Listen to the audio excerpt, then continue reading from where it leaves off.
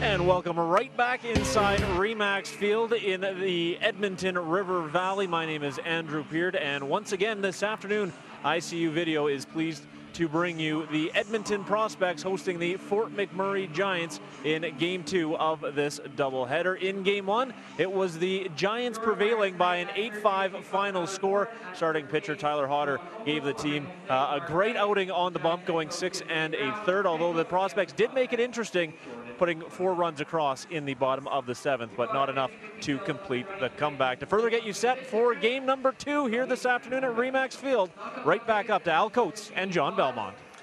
All right, thank you very much. Quickly, the line totals again: 8 runs, 13 hits, 1 error, 6 left for the Giants. 5 runs on 8 hits, 2 errors, and 9 left aboard. For the Prospects, made it a little bit interesting. They plated 4 runs in the 7th inning. They sent 9 batters to the plate before Jake Geary popped up, and that would end the ball game, as the Giants are now a 1/2 game lead on the Prospects in the hunt for the 4th and final playoff spot in the Alberta Division. Let's take a quick look at the highlight packages, and we'll return with Game 2 of the Twin Bill. Middle infield at a double play depth, and the ball is hit out into right field. That should be deep enough to score the run. Travis Hunt drifts back. Tagging up from third base is Max Hewitt. He'll glide in to score. The men at first and second will freeze on the play, and it's a 1-0 ball game. Attends Boise State University down in the Treasure Valley. And the ball is belted out into left center field. That's going to play at least 1 run. It'll be a 2-0 Giants lead. Here's the throw to third. It's a little up the road and not in time. And the scorer is Brady Wood. We'll have a crowd, I would say at least 3,000 in the ballpark here today. Hard hit ground ball. Barrett knocked it down. He couldn't make a play, couldn't squeeze it. That'll be an infield hit and a run batted in. 2 gone in the inning, but all those runs have scored. The ball is swung on, and it's hit into left field off the third baseman's glove, as Harrell got a piece of it, but obviously not enough of it. And another run comes in to score, and the Fort McMurray bats right now are just like a magic wand. Wind up by Hodder, and the ball is put into play to the right side. That's a base hit. Bobbled here now by Peyton Crispin. Here's the throw. It's a good throw, but a little late, and a run will come in to score as Bo Gilbo crosses the plate. Ground ball back up the middle, goes off the leg of Hunter Boyd, fielded by Ramirez, touches the bag, and his throw is offline, and a run will come in to score. 58 hits, 25 runs, 20 earned runs. Left-hander that throws strikes. There's a ball that's hitting real good order out to left field. Hard run back by Blahovic. He can't get to it. That will produce 2 runs. Ramirez is the cutoff man. He double pumped on his throw to the plate. I don't think that really mattered, and 2 runs will come in to score. There's a bouncing ball to Ramirez in the shortstop's hole, and his feed to Thomas is wide of the target. Well, they might as well get it out of the system in the first game of the doubleheader. 1-1 pitch is pulled real nice down the left field line. That one's got a shot, and it's gone. He turned it around and nailed it out of here. A solo shot. Gives the fans a little something to cheer for. A big fly ball off the bat of Jake McDonald. That's the way to start it off, right there. Well, they'll allow the run to score. That ball is turned right around. That's a base hit. That's going to be at least a double. A ball hit down the left side. Chase Atkinson gives chase. Pulling into second base is Travis Hunt with a run-scoring double. Scoring position and 1 away. And the pitch is belted into left field for a base hit. That'll plate the run. Here's Travis Hunt. Comes on in to score. Fly ball to left field. That should be a catchable ball, drifting back, and it is a catchable ball. Atkinson makes the catch. The throw to the cutoff man, Hewitt. He does not relay the ball home.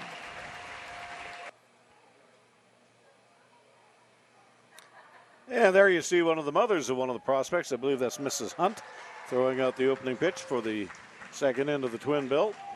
Here's the way the Fort McMurray Giants line up for game number 2.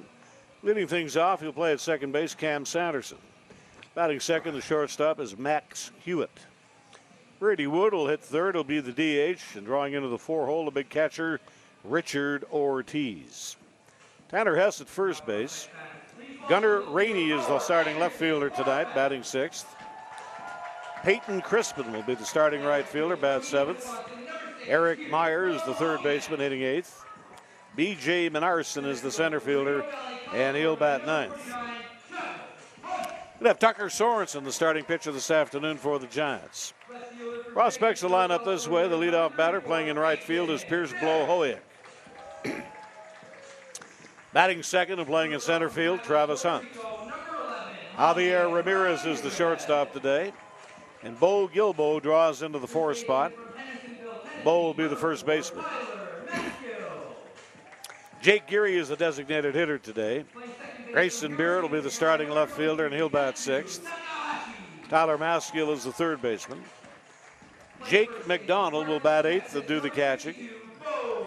And Katsu Takahashi will be the second baseman this afternoon. He'll bat 9th. It'll be Teron Olton, the left-handed pitcher, and he is on the mound for the Prospects today. Just to let you know, the Tampa Bay Devil Rays came back and erased an early deficit of about 7 runs and went on to beat the Toronto Blue Jays 10-9. And before that game was started, Marcus Stroman, the ace right-hander of the Blue Jays, was traded to the New York Mets for a couple of pitching prospects, a couple of minor leaguers.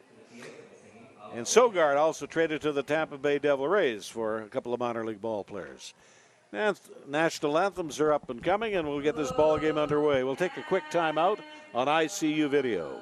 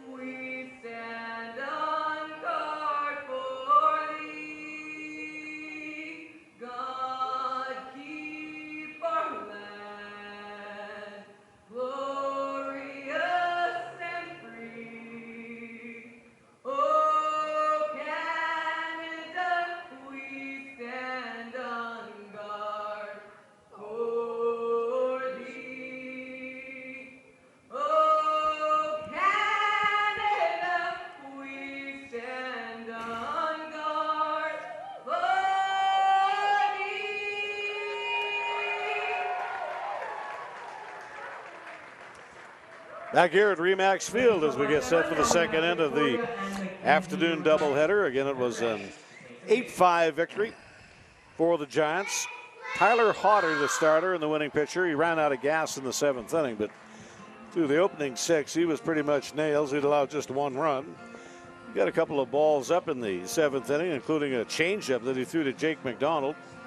And Ray Brown let him know about that, I can tell you. As Jake went 2 for 3, got a home run.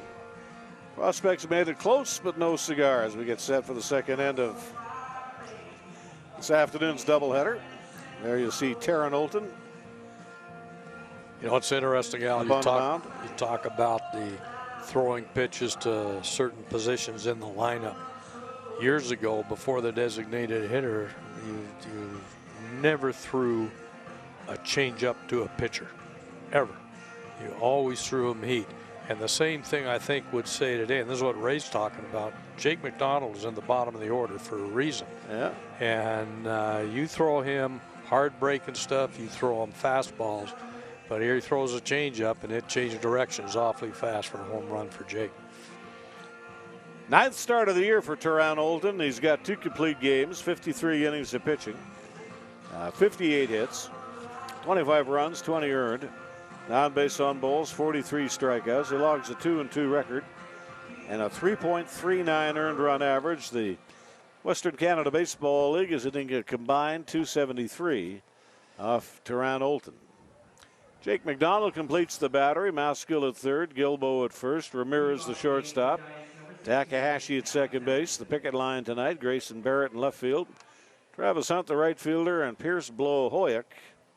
He's your starting right fielder today. The umpiring crew, calling the balls and strikes, it'll be Mark Wright. John Oko at first base. And Tyler Bourne is the umpire working at third.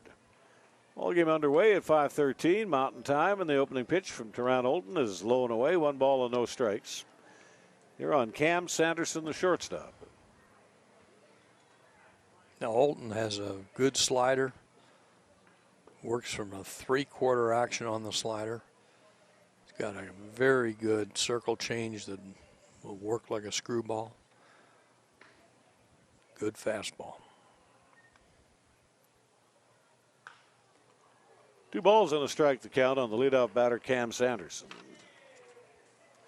The opening end of the doubleheader, he had a good day. 3 hits, he had a double, pair of singles, all 3 balls he squared. He pulled the balls into left field. He had a 3 for 4 in that 8-5 victory here for the Giants. First of a number of doubleheaders in this ballpark over the next 8 days. 3 doubleheaders. Fastball is fouled away down the right side around the rail and out of play. And that'll run the count at 2 balls and 1 strike. Max Hewitt and Brady Wood. 1, 2, 3 hitters in the order here for the Giants. Ground ball to the left side. Here's Ramirez shagging this ball down on the hole. His throw is offline, and that'll be an infield hit for Cam Sanderson. And again, we've talked about this before with Ramirez. He backhands it, but he doesn't set himself. He turns, doesn't rotate enough on it, gets it to the home plate side. Max Hewitt will be the batter up. 2 for 4 with 2 runs scored in the opening game.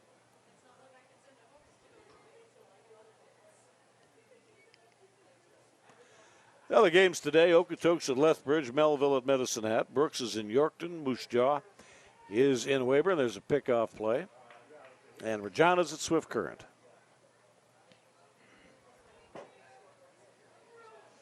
I beg your pardon, that's a stolen base.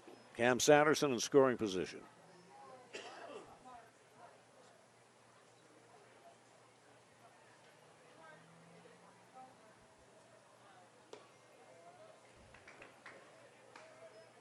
And the pitch is high. Now he went a second on that ground ball that was wide of the bag, so that's a hit and an error. That's right. It was a wide throw, error on the throw. Down and away the pitch, 2 balls and no strikes.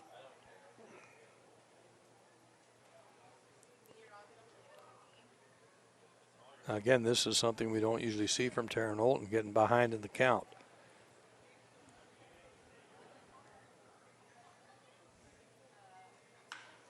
Ball hit right on the screws. That's a bullet hit up the middle, drifting back. Travis Hunt, and in reverse gear, flags that ball, tagging up and moving down to third is Cam Sanderson. 1 away. Hard hit ball. Just mainly center field. And even with Hunt's arm, there's no way he was going to get him at third. So again, Tampa Bay defeated the Blue Jays 10-9. The Phillies over Atlanta 9-4. Cincinnati Reds a 3-2 victory over the Colorado Ball Club.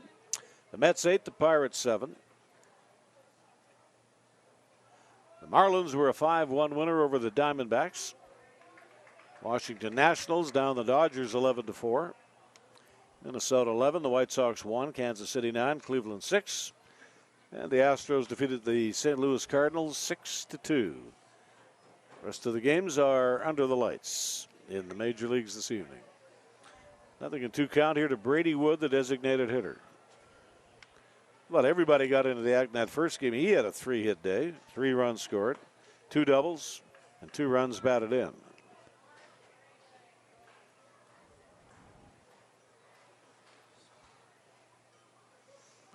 Olton gets ready to go. He throws a curveball and he throws it low. 1 ball or 2 balls and 2 strikes. So again, Marcus Stroman goes to the Mets for some minor league pitching prospects. They better be good ones, I'll tell you that. Sogard goes to the Rays for some minor leaguers. With a backdoor hook and a beauty. Right on the outside block, gets it done. Very good pitch. Come off that 3/4 inch and he dropped her down. It's like an 11-5 and just caught the corner on the back door. Well, Sogard going. I don't know what did they get for Sogard? Well, they were minor leaguers. I didn't even bother to get the names because we never heard of them anyway. Minor leaguers. You know, I think Sogard's played pretty well for them this year. I think he's been a leader in the locker room from what I hear. You go into rebuilding it, at times it could take a long time. It can. You bring a pile of them up, some can play, some can't. Strike in the outside corner, we go to 1-1. Well, again, like you talked about with Stroman, those are always tough trades because it's tough to get something back that is equal to.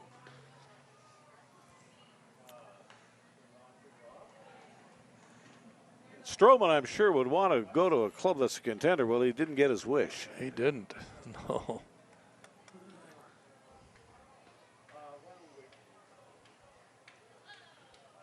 Here, Teron Olden is one good pitch away from putting the Giants to bed here in the top of the first inning. A left-hander delivers, and the pitch is hit in fair territory at third base. This is Maskill charging the ball. He throws a strike across the diamond, and that'll get it done. Nicely done by Teron Olden. Here in the inning, you've got no runs, 1 hit, 1 error, 1 man left on base. Second end of the twin bill, nicely underway from Remax Field in Edmonton. Hello, everybody. I'm Buck Martinez from Sportsnet. And I want to remind you there's great baseball action right here in Edmonton at Remax Field this summer. You can watch the Edmonton Prospects play some great baseball right here in your hometown of Edmonton.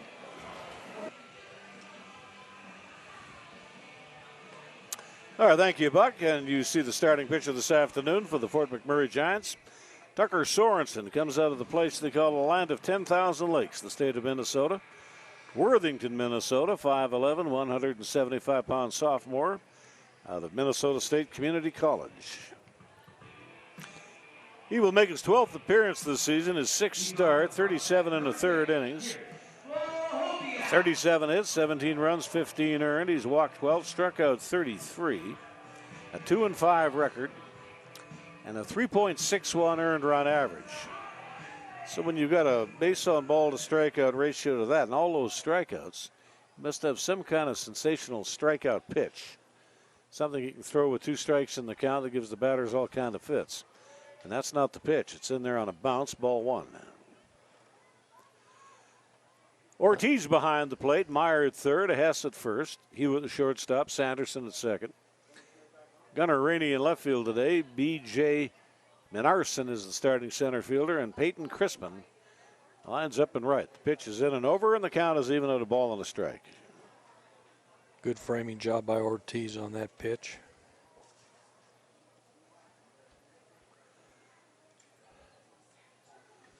Lahoyek nailed a triple in his last at bat of the first game in the 7th inning. Here he gets his base hit in his first at bat of the second inning of the twin bill. Clean single between short and third. As a left-handed pitcher, and it brought it in on the inside of the plate. Lahoyek got around on it real well. Base hit. Travis Hunt is the batter. This is the first time this season that I've seen him lined up in an outfield position that isn't in right field, but a couple of changes are made for the second end of the doubleheader. And Travis Hunt will play in center field.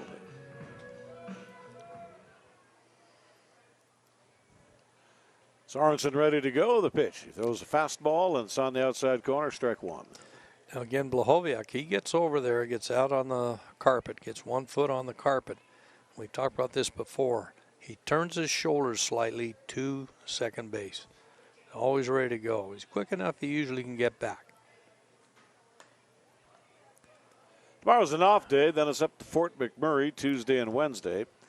Back here to the Yorkton Cardinals Thursday, Friday, and then a split doubleheader on Saturday. The Cardinals at 2 o'clock, then they'll move up to Fort McMurray. And a 7 o'clock game with the Brooks Bombers, the opposition.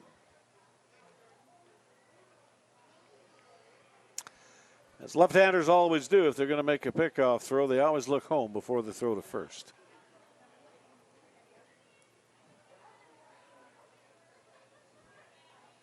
Infield shortens up to a double play depth. The sun is shining, and it is a beautiful late afternoon here at the ballpark in Edmonton. Ground ball, fair at third base. Here's the feed on to second for 1. Not in time to turn the double play. 5-4, the put out on Pierce Blahoyek.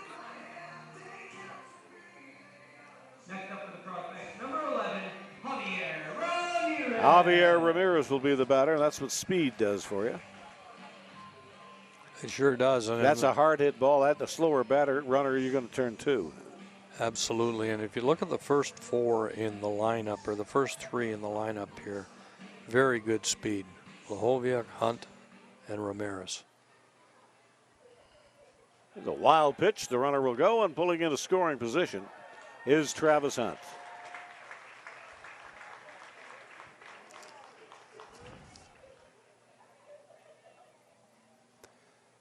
He wasn't going anywhere till the pitch was in the dirt, so that's not a steal. That's a wild pitch.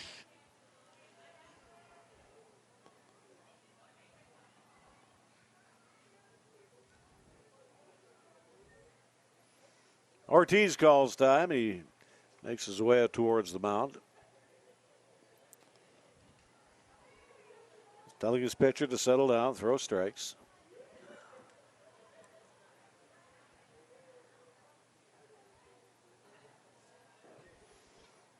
Ramirez 1 for 4 in the opening end of the doubleheader. Knocked in a run with a base hit to left field.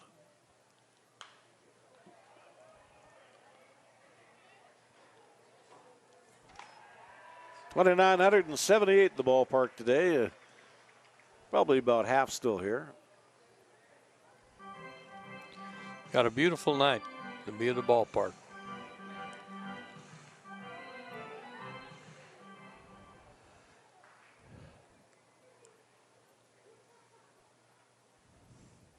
Here's the 1-1 pitch. Ball hit into the dirt on the right-hand side, a ground ball. Sanderson over to his left, grabs it, onto Hess at first base. 2 out. And Hunt moves to third. Bo Gilbo, the batter. Next up for the prospects, number 52, Bo Gilbo.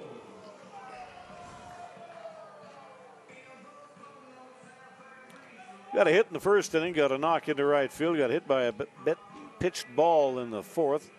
It was blocked to second, and he came around to score. 2 out with a man at third. They'll fold the infield fully back. The outfield is straight away. And the pitch is a breaking ball strike.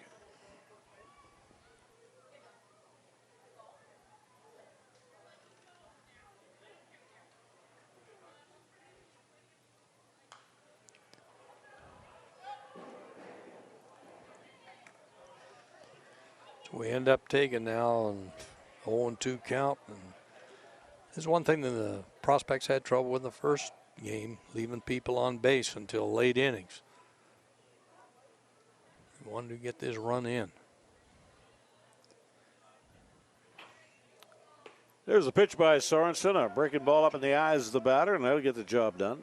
Like a hard slider thrown by Sorenson. Yeah, and it was right up in the top of the numbers. He swung at it for a K. Nothing across in the bottom half of the first inning as you see the young left-hand pitcher from Minnesota. 1 inning over and a scoreless draw. This is Prospects Baseball on ICU Video. On to the second inning, the leadoff batter, a ball player out of Victoria, BC, Tanner Hess, playing at first base. He was 0 for 4 with a run batted in the first end of the double bill. The 8-5 victory for the Giants. Terran Olton leads him off with a fastball strike. The count is even at 1-1.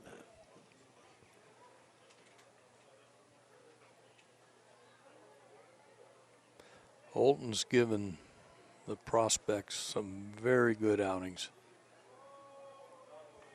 And, you know, this is the thing that you've talked about it earlier about eating innings. And he's done a great job of that. There's a line drive hit on one bounce to the shortstop Ramirez. Nicely down into the hole. He flags that ball down on his knees and throws a perfect strike to the bag. That ball has got a little giddy up on it. It does, and that is as good a play as we've seen Ramirez play this year. Off the backhand, but spun the other way this time, and he was squared up to make the throw. Good throw.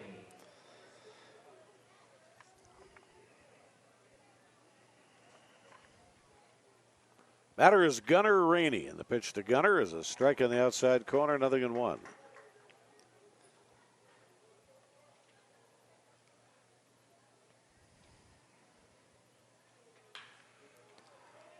The ball is belted out of left field. Diving into the gap, trying to make the catch, is Grayson Barrett. That ball was a dying quail. Didn't have a chance to get under it. No, it's a very difficult play to make, and still a little slick out there. At least he trapped the ball in front of him, hold it to a single. Peyton Crispin, the batter up. 1 hit and 4 tries in the first inning. He got a run batted in. 1 out, 1 on. Here in the top of the second inning, Tarrant Olton on to first base.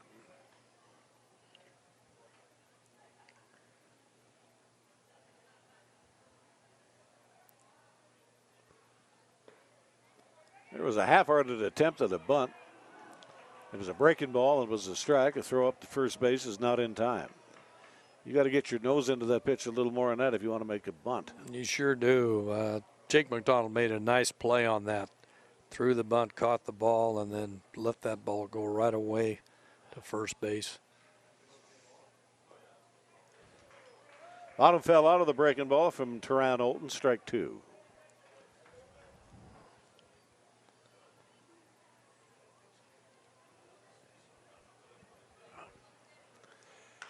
And the pitch, ball's put into play. It won't be a play at second base. This is Takahashi getting the shutout, 4-3 on the putout. Didn't start the runner, but was hit too far to the left to turn to or even think of the lead runner. He could never got turned. He was running toward first base at the time to get the ball and made the right choice, get the out. Batter is Eric Meyer, the third baseman. An 0 for 4 in the opening end of the twin bill. Olton throws a strike and is fouled back, 0-1. Good pitch, jammed him right in on the inside corner. Ball player out of Frankfort, Kentucky, 6'1", 218-pound junior out of Spalding University. Ground ball here to Ramirez, and he makes the play. Little shortstop did a real nice job here in the second inning. No runs, 1 hit. No errors and 1 man left on base. Tarrant Olton throwing strikes this afternoon in the nightcap of the doubleheader on ICU video. Pretty much clear blue skies overhead as we go to the bottom half of the second inning. Here at Remax Field, located pretty much smack dab in the heart of the city of Edmonton on the shores of the North Saskatchewan River. And Jake Geary will lead things off. Jake Geary's given the prospects some good power this year. Make good contact. He can hit to all fields, but he does like to pull the ball.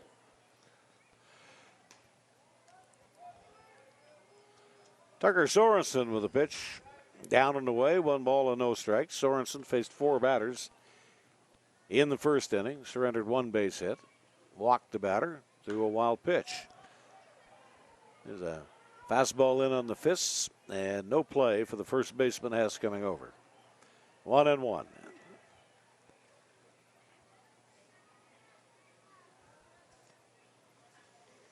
If you're just tuning us in for the first time today, the scores in the Western Canada League last night. Lethbridge loses to Okotoks 10-2. Medicine Hat walloped the Melville Millionaires 16-2. Brooks with a 16-3 victory over the Yorkton Cardinals. John a 4, Weyburn 1, and Moose Jaw loses to the Swift Current 57s 7-6. Grayson Barrett and Tyler Maskill are also due up here in the bottom of the second inning. Infield is fully back. The outfield is straight away. Here he took a real rip at the pitch, and he got it in on the fists, and it's popped up short left field. Gunnar Rainey is camped under that, 1 away.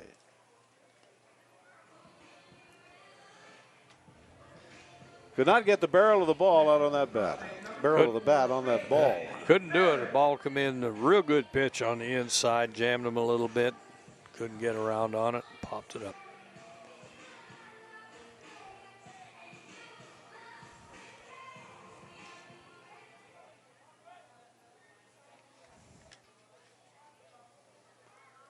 Lined up here by Sorenson. The pitch is down and away. 1 ball and no strikes to Barrett.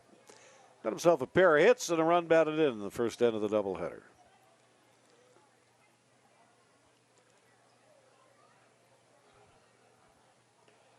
That's low, and that's ball 2. Lately, Grayson Barrett has been hitting the ball very well and a number of extra base hits. Very capable ball player.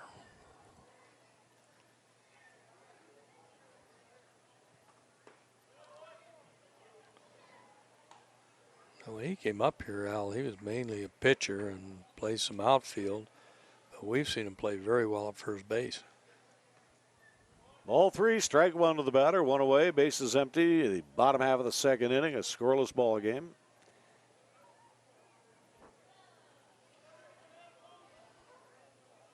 First of many doubleheaders in the next few days for the Prospects.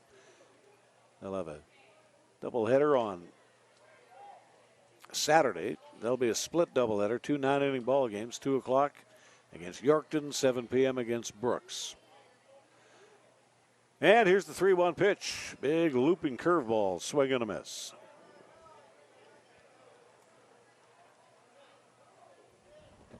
Very good pitch. We're seeing some nice pitching here from Tucker Sorenson and from Darren Holton. Ball hit the other way. And that ball on a bounce here to Gunnar Rainey. That'll be a base hit, an opposite field single. Got the Here ball, for Barrett. got the ball out over the outside of the plate. He hit it where it was pitched. Hard hit, base hit.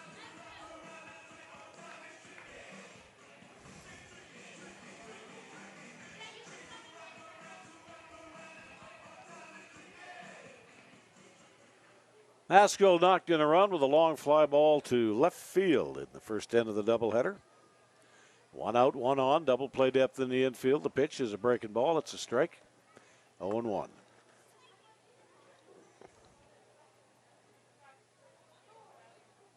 Sorenson's doing a nice job of breaking that ball in on the hands.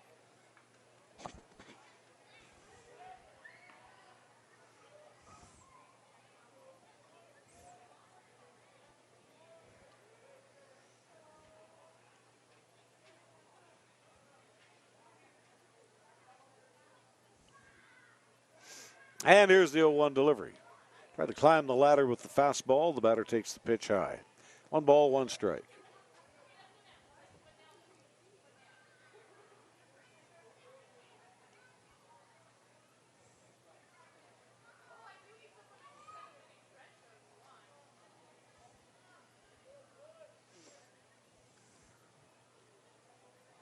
And the 1-1 pitch. It's a bunt.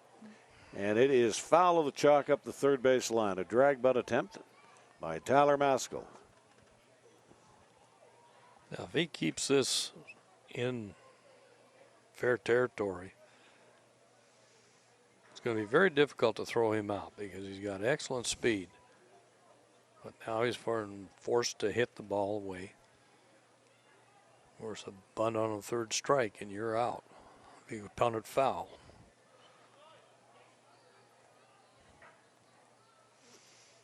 And the pitch. Big breaking ball. That was like a circle changeup, a screwball. It ran down and away to the right-handed batter. You watch it here. This is just a real good breaking ball. Coming up with the prospect, number 32, Jake McDonald. Jake McDonald, the batter up. We have a couple of crafty left-handers going today. Darren Holton for the Prospects. And Tucker Sorenson out of the Fort McMurray Giants starting rotation this afternoon. Here comes the pitch. That's a breaking ball, strike 0-1. Jake McDonald had that long home run in the 7th inning. The last game. Got some power.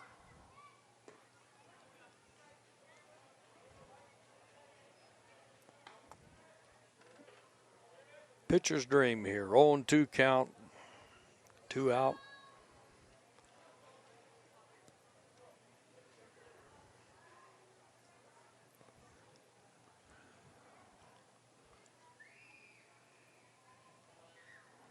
And here's the 0-2 delivery. Wastes 1 upstairs. 1 ball, 2 strikes. 2 out with a man at first base. With that victory, the Giants improved to 22-25, and the Prospects fall to 21 victories, 25 losses. Here's the 1-2 delivery. That's a strike right down the pump. Boy, that's one you cannot take. He just fooled on the pitch, I believe. He's expecting another pitch. Broke that ball right in on the corner. 0-1-0-1 the total. Scoreless ball game after 2. Andrew Peart, it's all yours. Thank you very much, Al. And just a couple of notes for today's ball game. Edgar Harrell, we saw him get thrown out of the game in the second inning in the first game of this doubleheader. He's not available again for the second game as he was issued a one-game suspension by the WCBL. On the Fort McMurray side, 22 wins, like you mentioned, now on the season, continuing to add to a franchise mark. Previous mark was 20 wins back in the 2017 season. On the individual side, one player coming up on a pretty big milestone. That's Tanner Hess, sitting on 52 hits for the season. He's just 3 back of the Giants' all-time mark of 55, held by current teammate Max Hewitt. And something that we talked about Ray Brown with, the manager of the Giants, was some of the struggles his bullpen is having, and so much so that their closer now, Tristan Richardson, he last year played for the Giants, but he was an outfielder, but Ray Brown thought he saw something in his arm. He's got a ton of heat, a little bit of control issues, but he likes to use them to get the final 3 outs of the ballgame. Guys, back up to you.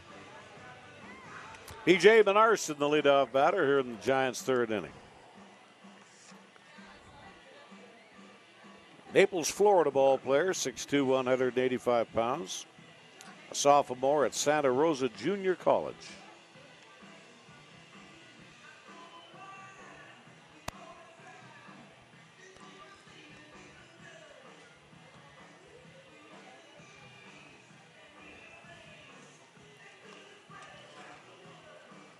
Oh for 3 for Menarson in game 1.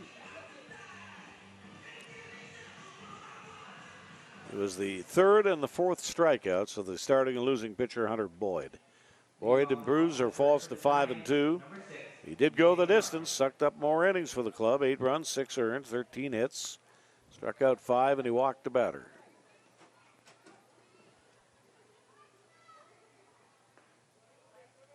One ball and no strikes on Menarson.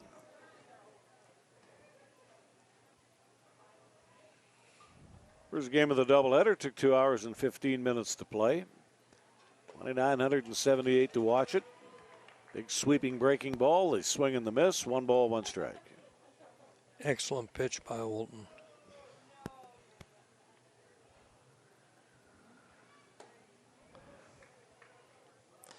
We've talked about Olton and Hunter Boyd, how they eat up innings.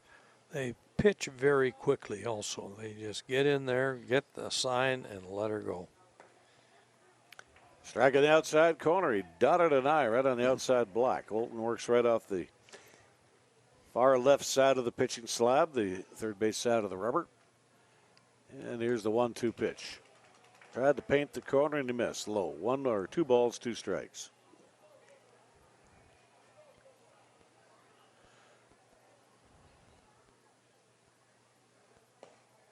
And that's ball 4. It's not what he wanted to do. You don't want to walk the 9-hole batter to lead an inning off. You don't want to walk anybody to lead an inning off, especially the 9-hole batter, that's for sure. So now you got a man who's been hitting the daylights out of the ball in the first game coming in here. He got a hit his first time up too, didn't he? He is 4 for 5 today.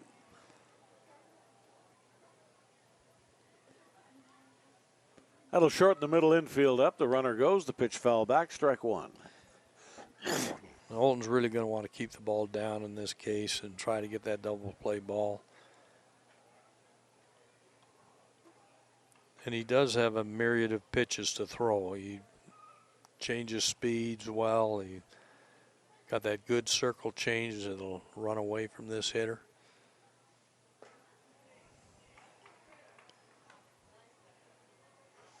Now bars for the second end of the doubleheader. Mark Wright calls the balls and strikes. John Oko at first base. Tyler Bourne is the umpire working at third. Here's the 1-1 delivery. Ball is snubbed back towards the mound, fielded by Olton, and the throw right on the money. He is 4 for 4 on fielding bunts in the last 2 ball games that we've seen him. That's not an easy play. This is a tough play. And you look at it again. He turns and throws. He knows where first base is. He doesn't hesitate. If he hesitates a split second there, that runner is safe. Coming to bat for the Giants, number 2, We'll go to Max Hewitt, who lined the ball up the middle for an out his first time along, left-handed batsman. Man in scoring position with one away here at the top of the third inning.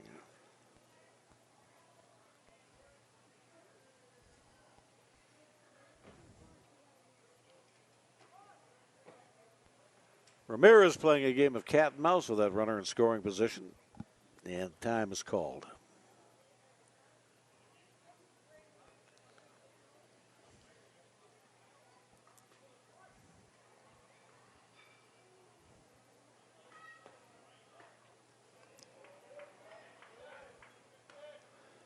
Just missed on the pitch. Now Ramirez and Olton attempted a pickoff, and I believe it was in the first inning.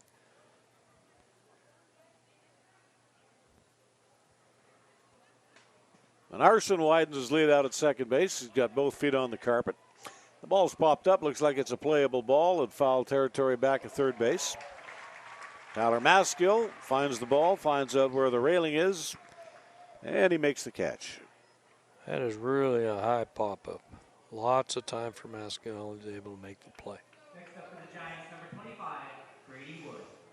Grady Wood was called out on strikes his first time through.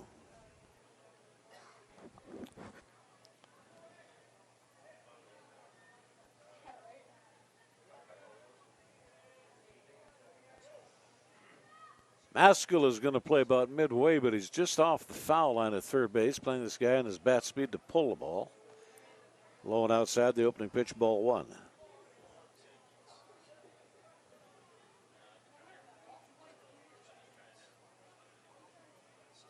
And the 1-0 delivery. The line drive fielded by Ramirez right in the hole. What a play by Ramirez. This is two plays back-to-back for Ramirez have been outstanding. Just saved a run. He sure did. Two steps and Look at laid that. out. Can't do that much better in the big Beautiful leagues. play. No. 2.5 innings through. Nicely done by Mr. Ramirez. There you get a view of the luxury suites, field-level suites here at Remax Field. If you wish to bring your family or a group, a lot less expensive than 20 people at a round of golf. Bring them to the ballpark and get a catered night out here at Remax Field. Katsu Takahashi, the switch hitter, will lead things off here in the last half of the third inning. Sorenson comes to him, and the pitch is down and away, ball one. Here's another look at that catch. Just a wonderful play. Both feet in the air, parallel to the ground. Katsu hits a bouncing ball to the shortstop Hewitt. It was a little bit high, but the big target at first base. Hess makes an easy play, and you got one gone.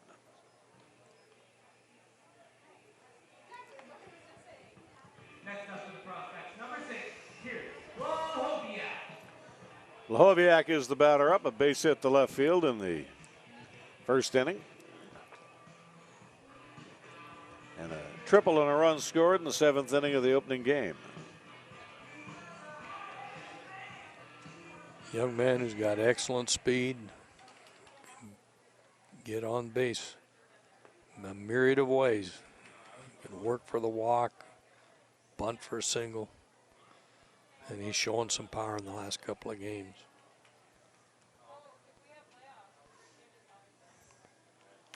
And here's the 1-0 pitch. It's a bunt, and it's Squibb's foul on the drag butt attempt, a ball and a strike. Again, this shows his hustle. He just got a little too much angle on it.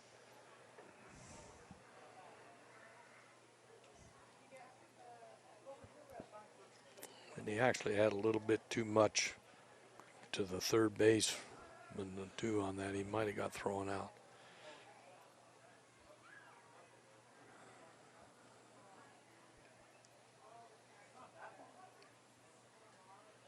Sorenson into his windup. Here's the 1-1 pitch. A late swing on a fastball, and the ball is belted out into the gap in right center field. Pulling on his way into second base is Blahoviak with an opposite field double. Really nice at bat for Pierce Blahoviak here. The ball is over the outside of the plate. He hits it right into the gap. And you saw when he rounded first base, he was heading for second. There's no hesitation. They'll bring up Travis Hunt.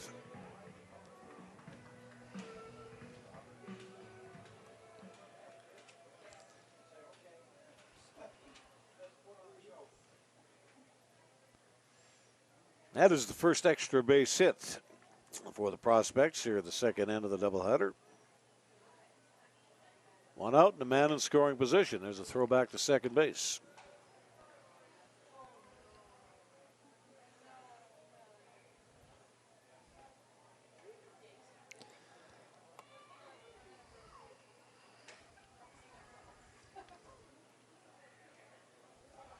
These two clubs will renew hostilities on Tuesday night back at Fort McMurray.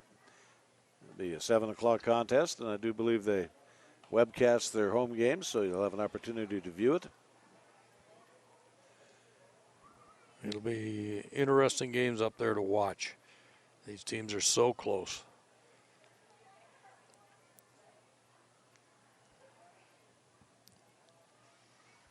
And here's the 2-0 delivery, ball 3. We've talked before about Richard Ortiz, Al, about how well he frames the ball well. He's also got a very live arm. He gets that ball down to second base as well as anybody. And he can hit for power.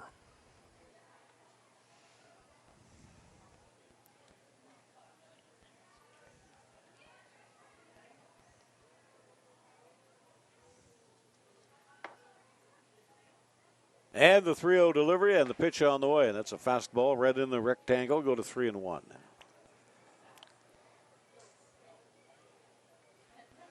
Top of the knee to the bottom of the lead elbow. And 18 inches across. That pretty much is the strike zone in any league.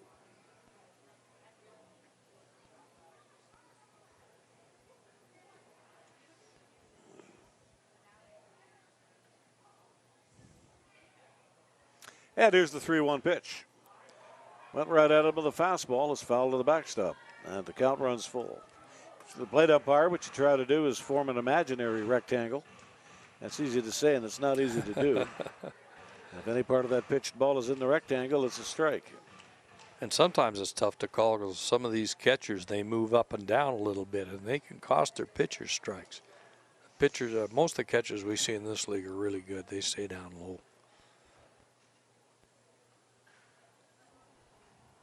And the 3-2 pitch. Ooh, gets hit. Right on the upper part of the left leg of the batter. Travis Hunt moves up to first base on the hit batsman. Now, that's not the best way to get on base.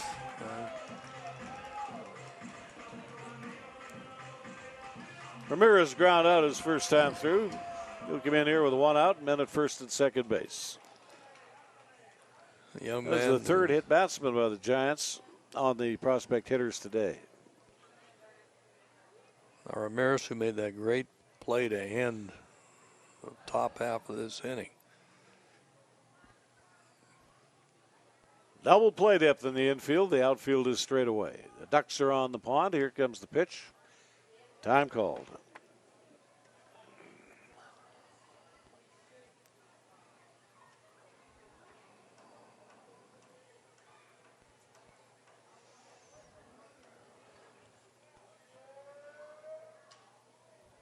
Ramirez may be swinging the hottest bat in the prospect order if you average out over the last 2 weeks. Bringing his batting average up just about 50 points. Breaking for third, and he got a pretty good jump, was Blahoyek. The pitch is foul tip to the batter's box. Now they called foul tip, and they're saying he didn't touch the ball. Can't see here.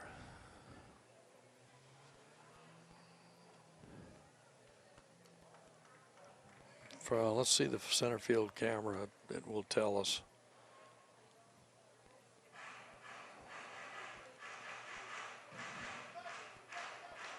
Boy, I don't know. That's hard to tell. I thought it was a foul tip. I've been wrong before. I thought on the original pitch it was, but I guess not. I guess they're saying that it wasn't. I think Ray's going to have a little talk with the umpire on this.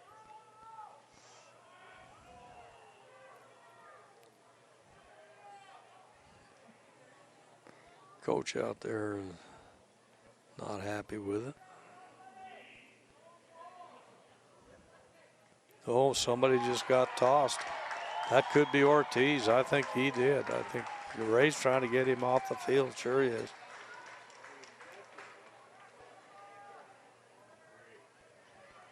Here's a replay from center field again. Let's look at it. No, I don't think he did touch it. It looked like Ortiz was climbing up out as the ball was coming in.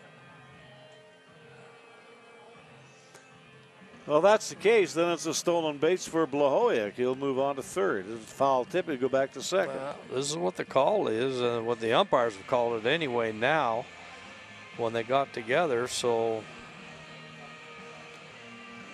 now the situation is that for Fort McMurray Giants, they've got to get their backup catcher into the game. Well, let's take a break while we get this figured out. We should have runners at first and third base. I do believe we will, but we will take a quick break and return with more action momentarily. Prospects Baseball on ICU Video. The new catcher in the ball game is Chase Atkinson, and that in the spot previously occupied by Richard Ortiz. Out of Grangeville, Idaho, 6', 195-pound receiver, a freshman out of Boise State. Atkinson in the ball game doing the catching.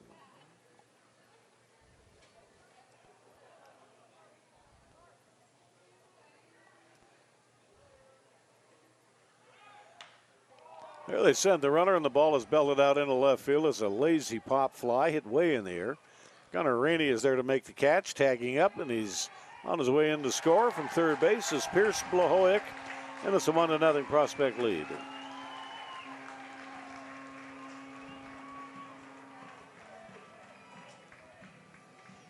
Two gone in the inning. 1-0 Edmonton.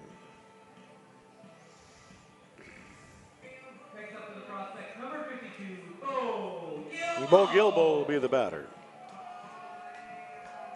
So Blahovic with a double, a steal, a third. Comes in to score on the fly ball.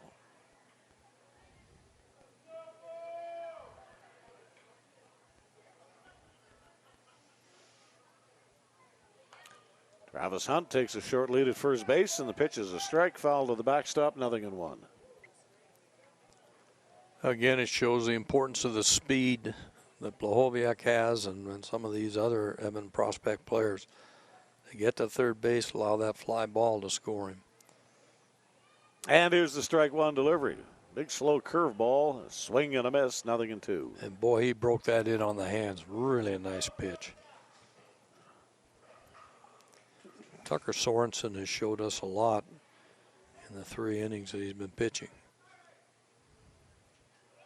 Runner goes, and out of the crouch, Atkinson's throw is a little bit high. Sanderson had to leap in the air to flag that ball, so in and under the tag is Travis Hunt, and he gets the steal.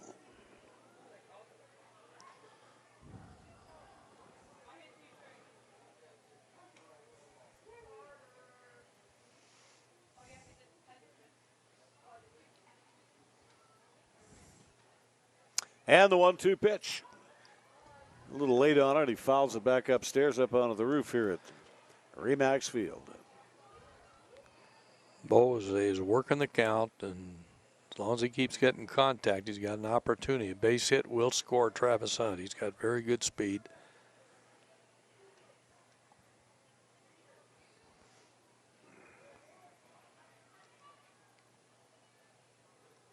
The long stride home and a 1-2 pitch. Another breaking ball gets his man on the swing. That'll be strikeout number 3 today for Sorenson. But for the first time this afternoon, the Prospects have a lead. They get a run, they do it on a hit, a stolen base. And they leave one. And through 3 innings today, it's a 1-0 Prospects lead on ICU Video. Leadoff batter here in the 4th inning, the catcher Chase Atkinson. He'll appear in his 26th ball game of the season, his 81st at bat as we speak. Scored 13 runs and 25 hits, including 3 doubles, 1 triple, and 1 home run. Got 11 runs batted in. So Chase Atkinson leads things off here in the top of the 4th inning. And the pitch belted out into right field for a base hit. A leadoff single for Chase Atkinson. Good solid hit here by Atkinson. Ball got out over the plate and hit it where it was pitched. Base hit to right field. Now, Coach Ray Brown had a meeting at the start of the bottom half or the top of this inning with his team, and he T, I think, had a little talk with him about keeping cool and don't let things bother you, because he cannot afford to have incidents happen where he loses ball players. And he's lost a very good ball player in Ortiz for the rest of this game. Prospects middle infield now will shorten up to a double play depth. And we will have Maskill about wide of the bag at third, maybe a little bit further back from there. They've got 5 catchers listed on the roster of the Fort McMurray Giants. I'm sure they're not all here.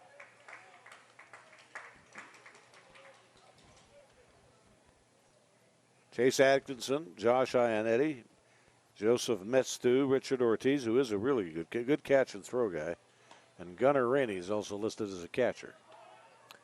Kind of a ball and a strike on Tanner Hess.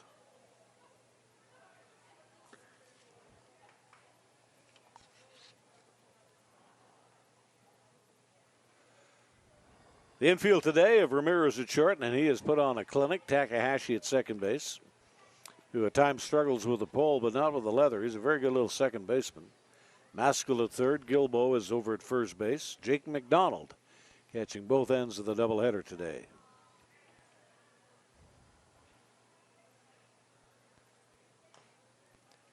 Started the runner and the ball fouled back to the padding, strike 2.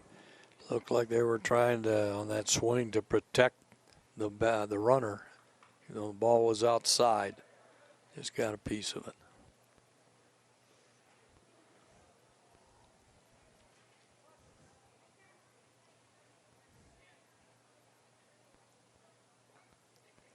Count is even at 2 balls and 2 strikes. Real nice job blocking the plate there by Jake McDonald. Got over, squared around. That ball gets behind him, the runner be on scoring position at second base. Well, game at the 57th minute mark in the nightcap of the doubleheader. It was a Fort McMurray Giant 8-5 victory in the opener. 8 runs on 13 hits, 1 error and 6 left. 5 runs, 8 hits. 2 errors and 9 left aboard for the Prospects. And each error accounted for an unearned run.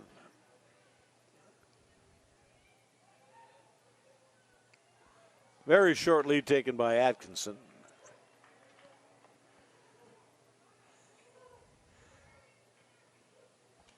And if you want to try to keep him out of a double play, you've got to start the runner. And this is the one thing, of course, we've talked about before that Taryn Holton does a good job of. He keeps the ball down, which gets a lot of ground outs, opens up for the double play.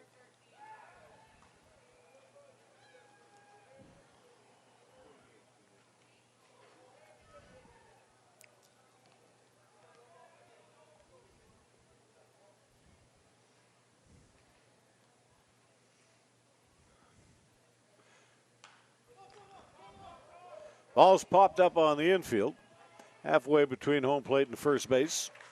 And Gilbo is there to grab it. Good job by Gilbo calling off Taryn Holton, the pitcher now. Taryn loves to field balls, and he listened, got out of the way, and let Gilbo make the play. Next up for the Giants, number 17, Gunnar Rainey. Gunnar Rainey, the batter. Base hit the left field his first time along. 1 out and 1 on here in the top half of the 4th inning. High and outside fastball, 1 ball, no strikes.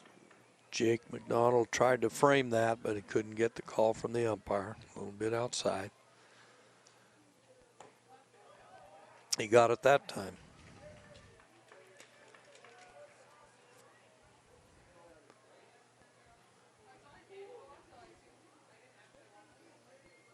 And here's the 1-1 pitch. From a breaking ball, the circle changeup that is fouled off. 1 ball, 2 strikes.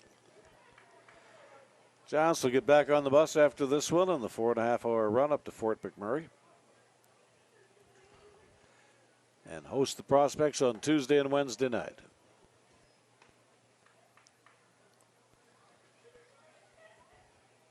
Now that circle changeup can be a very effective pitch for a left-hander against a right-handed batter, because it's going to go away from him, break away from him. If you throw that on the outside, you can draw a third. Well, they got him on the curve. Let's look at this, Al. Nice breaking ball. brought her in the back door. Coming up for the Giants, number 27, Peyton Crispin.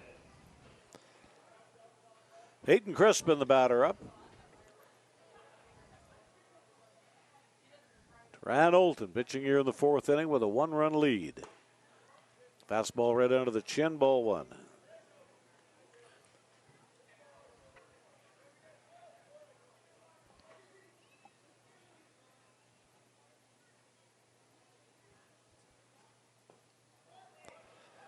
Breaking ball from Olton. The count evens up with a ball and a strike.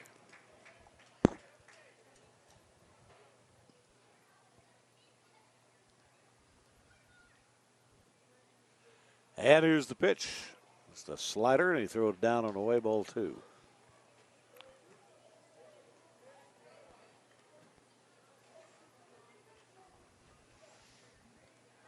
Takahashi, the second baseman, playing this guy to pull the ball. He's fully back on the infield skin and midway between the bags.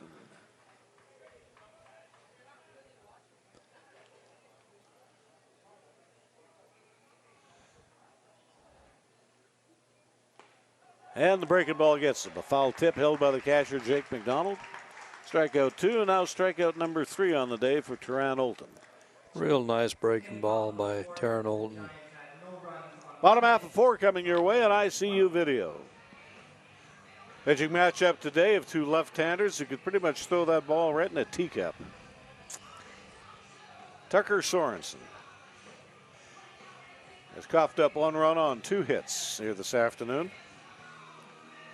Struck out 3 batters.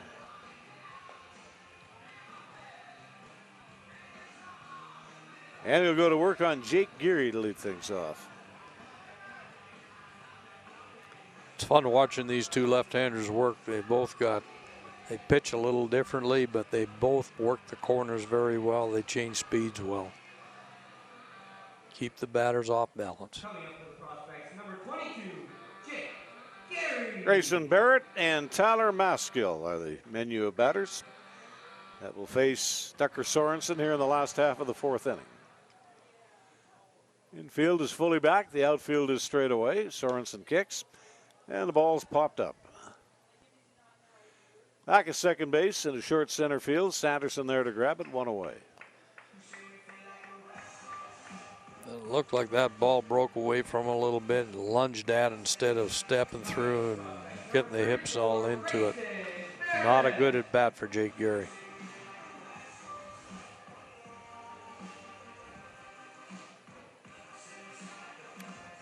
One pitch and 1 gone here in the last half of the 4th inning. Breaking ball strike, and that's a little spinner thrown by the left-hander. Strike 1.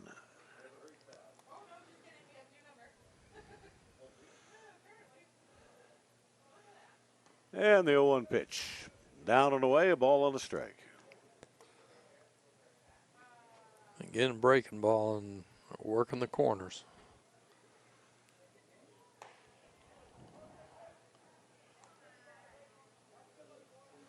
Next action here at the Diamond will be Thursday night, and the weather really is starting to look good. Not just warm weather, hot weather later on this week. Ball hit wide of first base. Hess is over there, and he'll make the unassisted putout. 1 or 2 gone. Tyler Maskill is the batter. Next up for the prospects, number 4, Pretty good pitching. And pop up on 1 pitch. Took 4 pitches to get Grayson Barrett to ground out. 3 strikeouts today for Sorensen, and here's the guy that was the first strikeout of the afternoon, Tyler Maskill.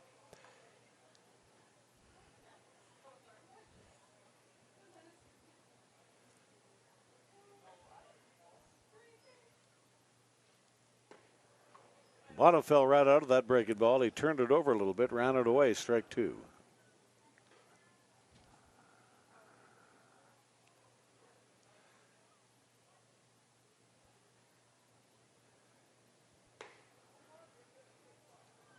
Ran that away from him.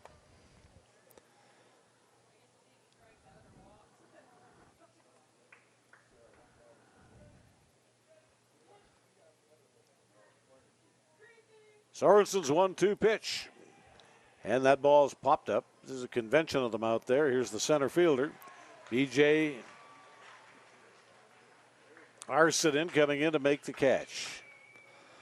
This is He dove for that. That's a nice fielding play. This is a tremendous jump he got and just dove for the ball. Made a nice catch on it. 1-0 ball game through 4. The Prospects in the lead.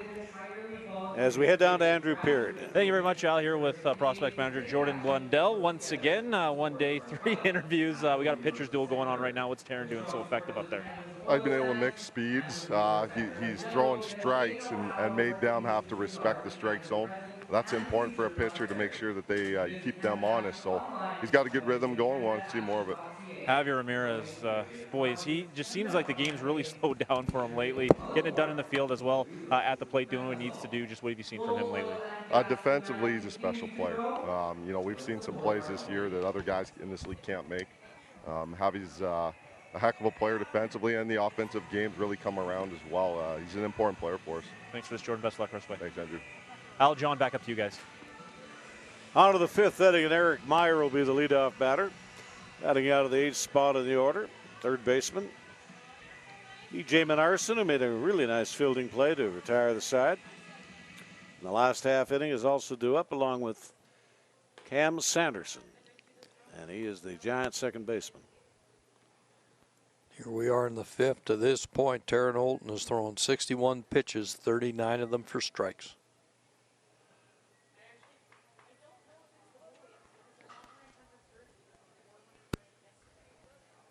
Leading off the top of the 5th for the Giants, number 22, Eric Meyer. Eric Meyer, the batter, to get it going here in the top of the 5th inning. Olton draws a beat on the target, rocks into his windup, and he throws the first pitch strike, 0-1.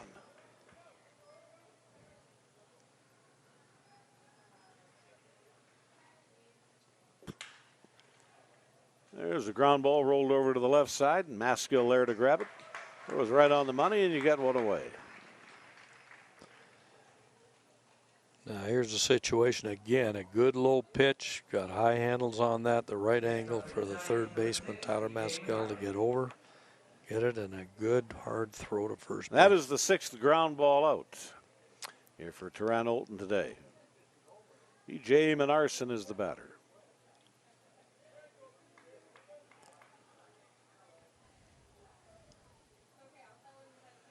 Going into play today, he was batting .219. He'll be a little less than that now. He was 0 for 3 in the opening game. Has not had an at-bat in the nightcap. He's got one plate appearance where he drew a walk. Counted 1 ball and no strikes.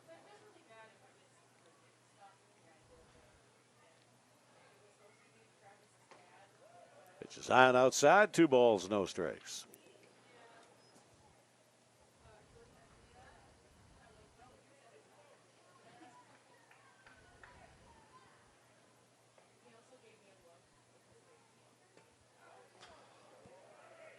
Real nice backdoor breaking ball for called strike.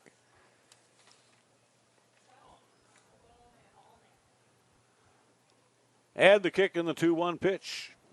Low and away, ball 3. The other games today: Okotoks at Lethbridge, Melville at Medicine Hat, Brooks is in Yorkton, Moose Jaw Miller Express down the road in Weyburn, and Regina is at Swift Current.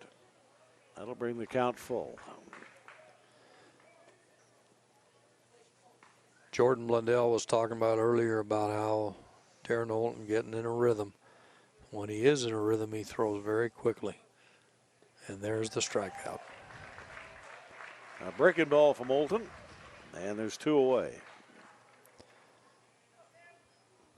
Beautiful 11-5 curve. It's more like almost like a slider. Next up for the Giants, number 16, Cam Sanderson. Cam Sanderson is the batter up on a 1 for 2 afternoon. 1 for 2 in the nightcap, 3 for 4 in the opener.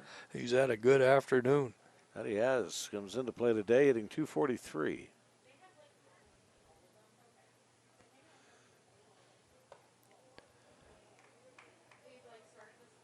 Olton just missed with that pitch. Changed it up. Kicks that right leg up, drags the left arm over the pitch. Fastball outside.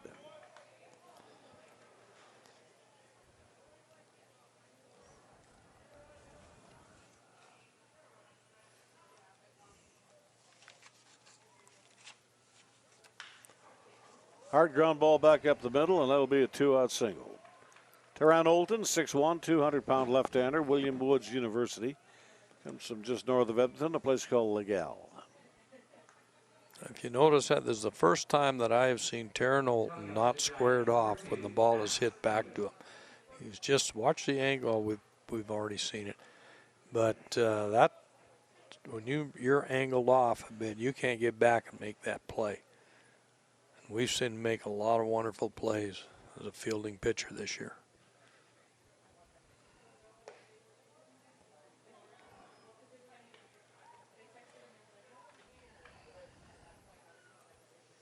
Max Hewitt in the nightcap of the twin bill. Fly to center field his first time up. He got under a pitch, hit a mile-high pop-up and foul ground off third base. His last time around, he takes a strike. We're at 1-1. 2 runs scored in the first game. He went 2 for 4.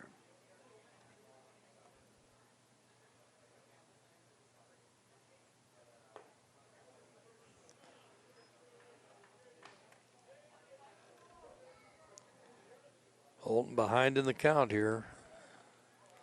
He's had a lot of success with his breaking ball today.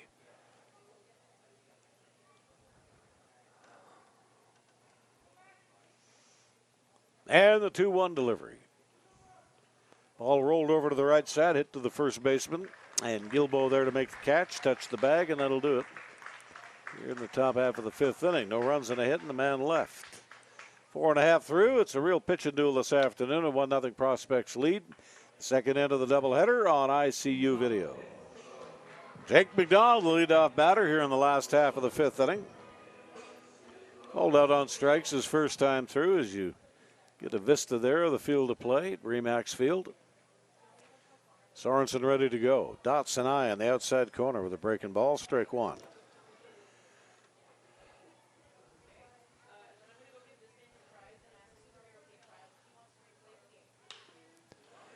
There's a ball shot into the left field gap. Short left field, and on the run in to make the snag is Gunnar Rainey. You've got 1 away. 2 pitches in, 1 gone. And he got under it, and a nice jump by the left fielder.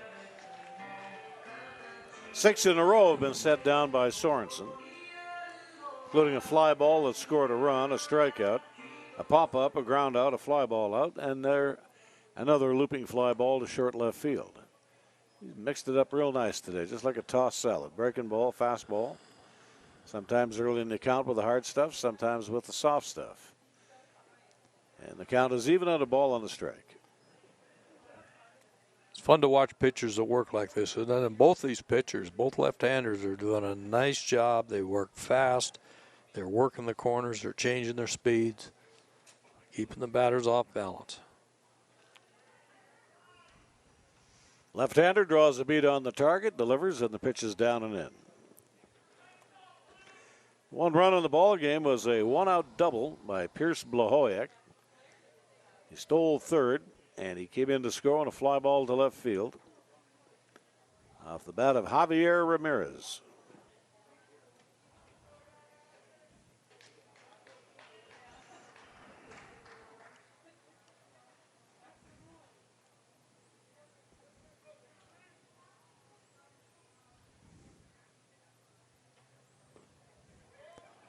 Katsu Takahashi with a 3-ball, 1-strike count. Now, each of the balls that he is throwing here to Takahashi have been inside and down. Ball 4. Also inside, this one was up. And we'll go to the top of the order to Blahoyak as you see that pitch up at the strike zone. A little bit high, ball 4. Takahashi's got a small strike zone. It's tough to pitch to him.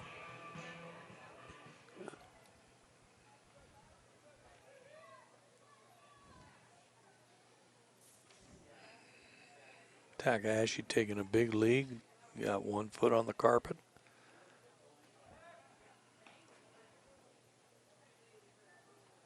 From Hiroshima, Japan, speaks perfect English.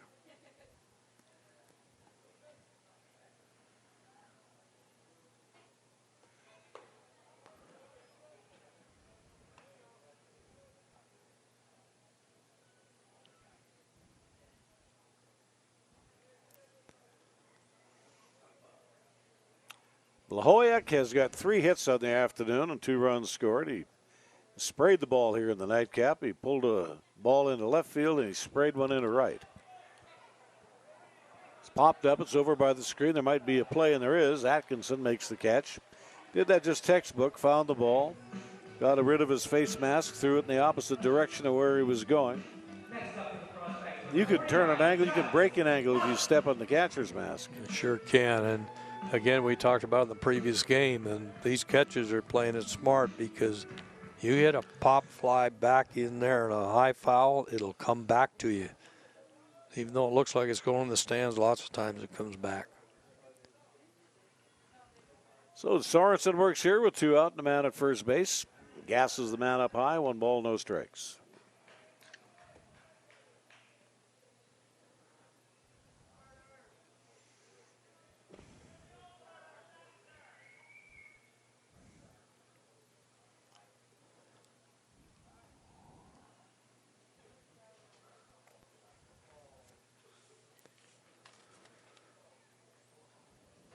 As we've talked about before, Travis Hunt has the ability to hit the ball in the gap for extra bases.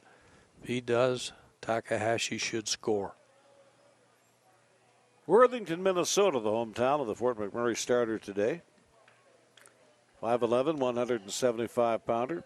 Second-year man at Minnesota State Community College.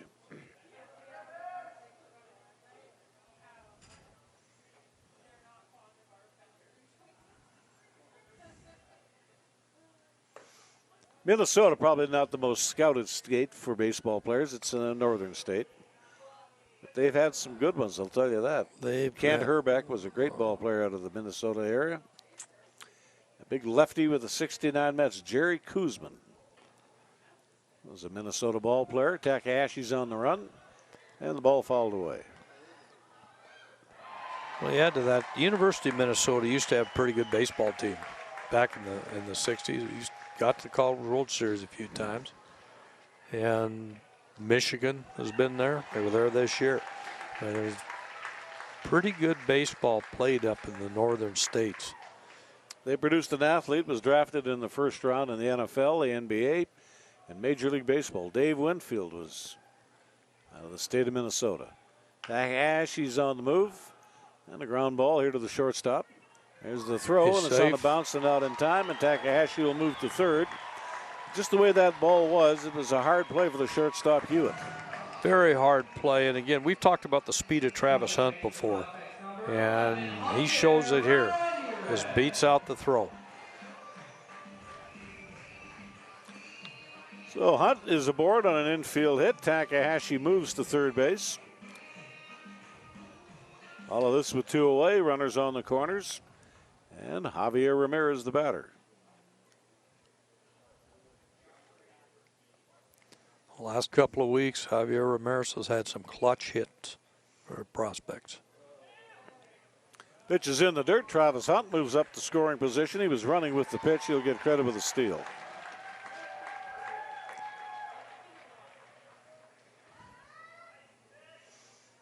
So now you get 2 runners on the left-hand side of the diamond with 2 away.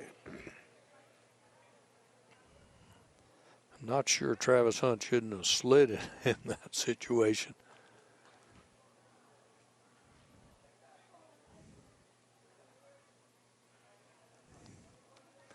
That could be very costly base on ball issued to Katsu Takahashi. Starting to work through the middle part of the Edmonton order. And here's the 1-0 pitch to Ramirez. That's a fastball on the outside corner, strike 1.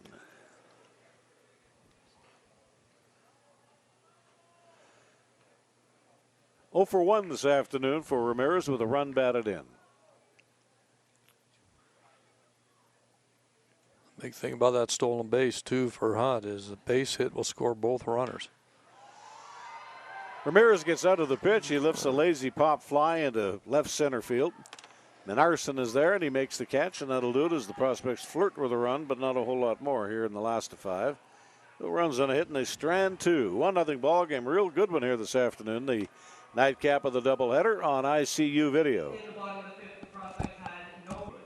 Brady Wood, the leadoff batter here in the 6th inning. Brady Wood today got a pretty good tug at a pitch in the 3rd inning. Hit a bullet to the left side of the infield, and Ramirez just stole a base hit from him. There he takes a cut at the opening pitch. It was out over the plate, and it's fouled away. Strike 1.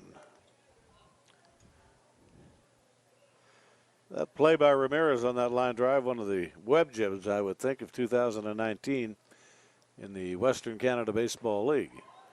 Big slow deuce, a swing and a miss, 0-2. You don't see many plays like that at any level. They're fun to watch. Fly ball out into right field. That's a very catchable ball. Here's Pierce Blahoyek with the sun at his back. Makes the grab, and you got one away.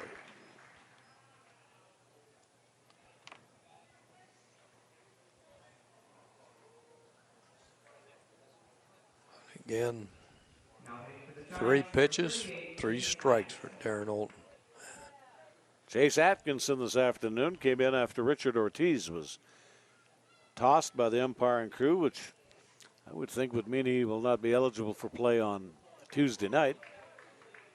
You get tossed from a game. I believe the WCBL rules say you're not eligible for the following game. That's a blow for any team at this time of year. Another ball raised out into right field. Blahoyek over near the foul chalk. He's got this one on radar, 2 away.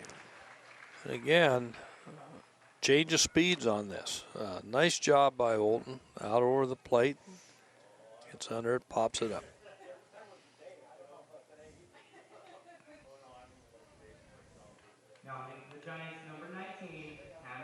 Tanner Hess, the batter, on an 0-for-2 afternoon.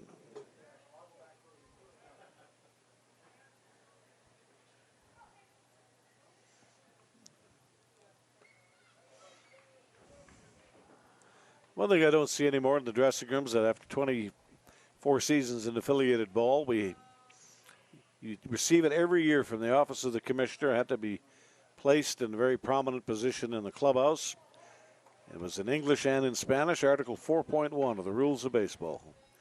If you're caught not giving your best effort forward, you could be termed to be permanently ineligible. It was back 100 years to the 1919 White Sox. Article 4.1.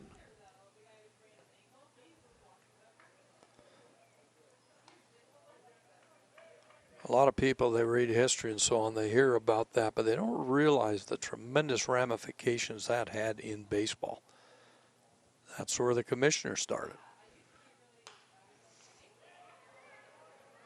If you ever have a chance to see the movie, it's a really good one. It's called 8 Men Out. It was the story of the 1919 White Sox. It is, and you know, you felt sorry for guys like Shoeless Joe Jackson, who many people will tell you, of course, suspended. Could have been a Hall life. of Fame right fielder. Yeah, he was Absolutely, a great player. yeah. Swing and a miss, 3-2. And you look at it, he had a real good batting average in that. Hit 300. Hit 300, and you know, if there's one guy there that I felt sorry for, it was Joe Jackson. And here's the 3-2 pitch, or the 2-2 pitch. That's upstairs. I guess there would be a lot of people that would get blamed for that. I would blame mostly the owner of the White Sox. He had the best team in baseball, wouldn't pay them. Exactly. The old Roman, Charles Comiskey.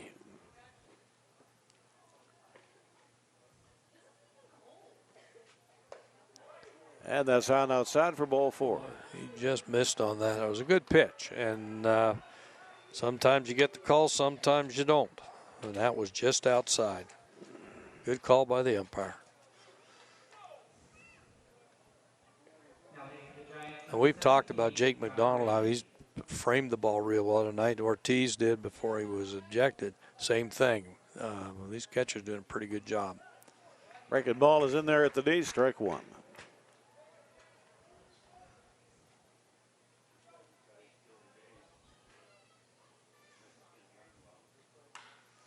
There's a line drive. Look at that. Back up the middle for a base hit. Takahashi gave it a great chase, just a few inches beyond the web of his glove. He was trying to pull a Ramirez here, and he just couldn't quite get it. Very hard hit ball. Good hit. That'll put the tying run in scoring position. Peyton Crispin this afternoon has bounced out and struck out. We now have reliever getting down to the bullpen.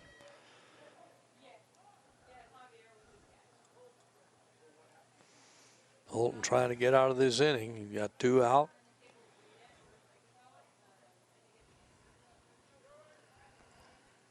And Holton is ready to go. The first pitch is a fastball, about belt high on the inside half of the plate, strike 1.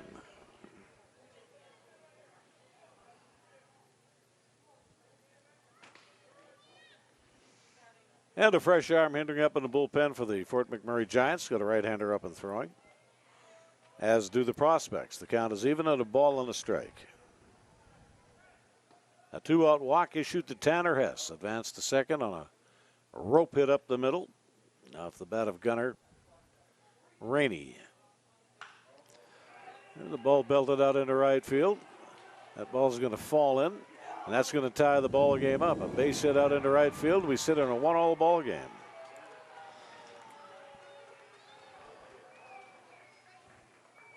Run scoring single by Peyton Crispin. Game is tied at 1. Eric Meyer is the batter. 2 ground ball outs this afternoon in the nightcap of the doubleheader. Now here's a situation when you got the lead run on second base and you just need 1 out.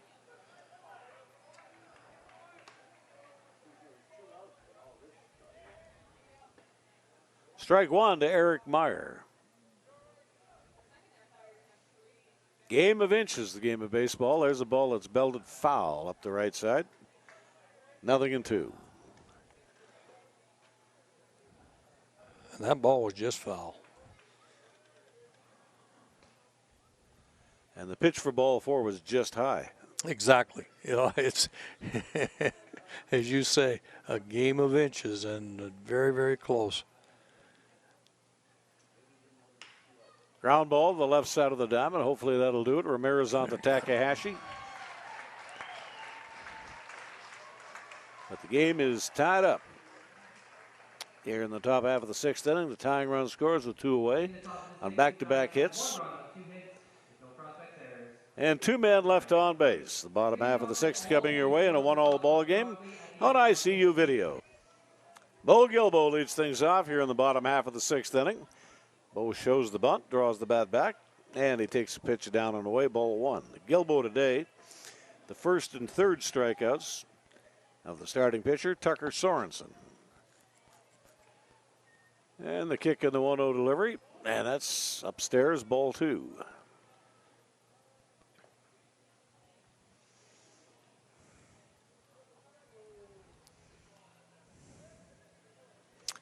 Jake Geary and Grayson Barrett also due up here in the last half of 6.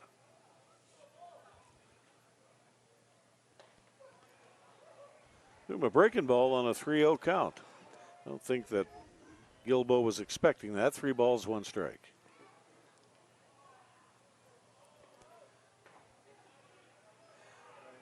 Count is full on the strike in there at the knee.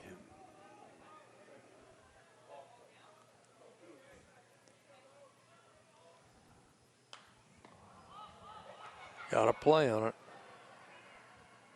Nope. Now again, that's catcher got in there. That ball could tail back, come to him.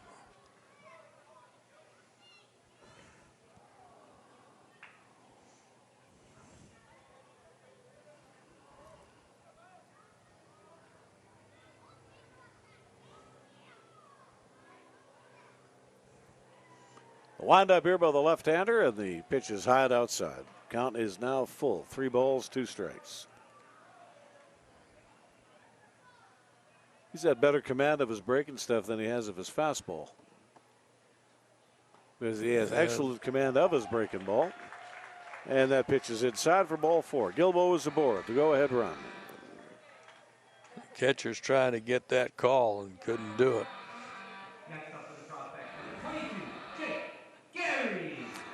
We'll have a pinch runner for Jake Gilbo. That's Tanner Roundy, I believe, in there, number 17. Pitch running for the prospects, number 17, Tanner Roundy. Young man that's got excellent speed. Normally plays center field.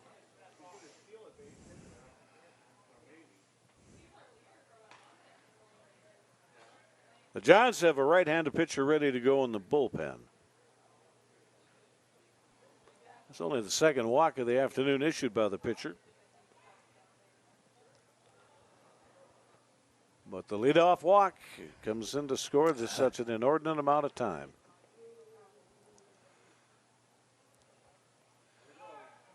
Runner goes. Here's the throw on to second base. The slide, the tag, the umpire's call.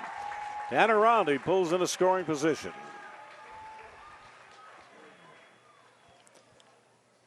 Tanner got a real good jump on that. It's a good throw.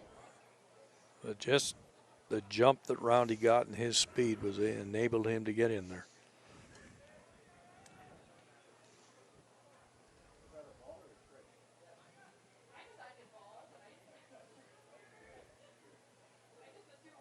Well, if there's anybody you want at the plate in this situation, it's probably this guy right here, Jake Geary. Has had a real good year at the plate for the Prospects. He's played well, and he can hit with power. He'll hit the ball where it's pitched. Leads the team with 4 home runs. He leads the team with 28 runs batted in.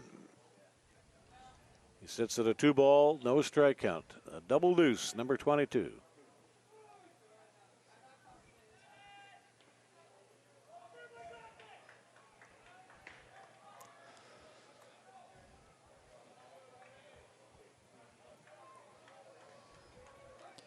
They're going to pitch him very carefully. If they walk him, they're in a double play situation.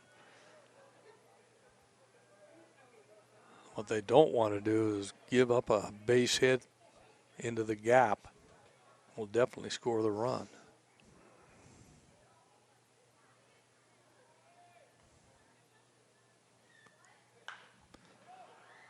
And the ball's popped up, short right field. He hit that one way up in the air. And Peyton Crispin there to make a catch, 1 away. And this is exactly what Jake Geary did not want to do. He's flowing out each time. First to the left fielder, then to the second baseman, he popped up, and now to the right fielder. I'm surprised they threw him a strike. I am too.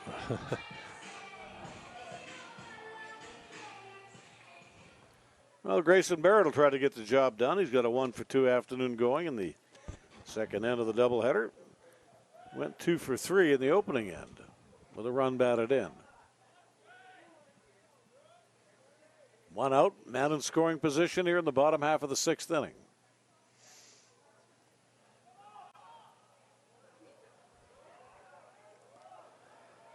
If there was a right-handed batter up, I would think very seriously of an attempted steal of third. I wouldn't do it with a left-hand batter up. Too easy a throw for the catcher, but this pitcher at times, Sorenson, has been a little bit wild in the dirt. And if he gets that way, you get a wild pitch or pass ball.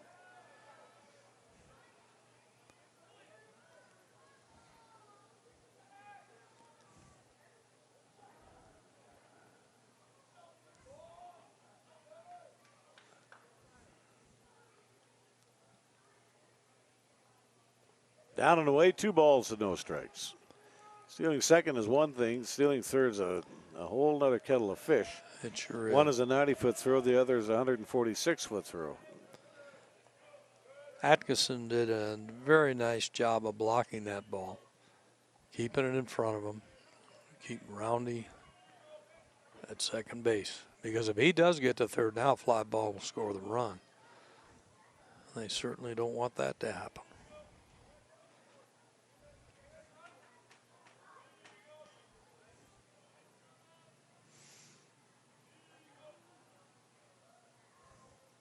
And the 2-0 delivery. Turned the ball over. That was like a slider. Down and away, ball 3. Now, I would suspect they're going to have Barrett taking on this.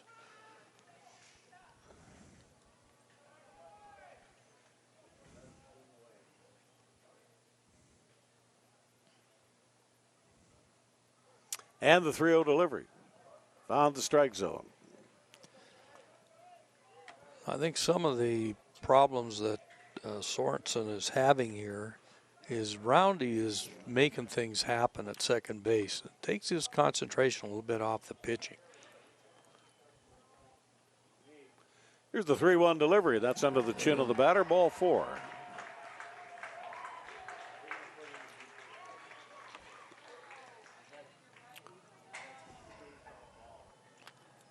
Here comes Ray Brown now. I think we're going to have a change right now.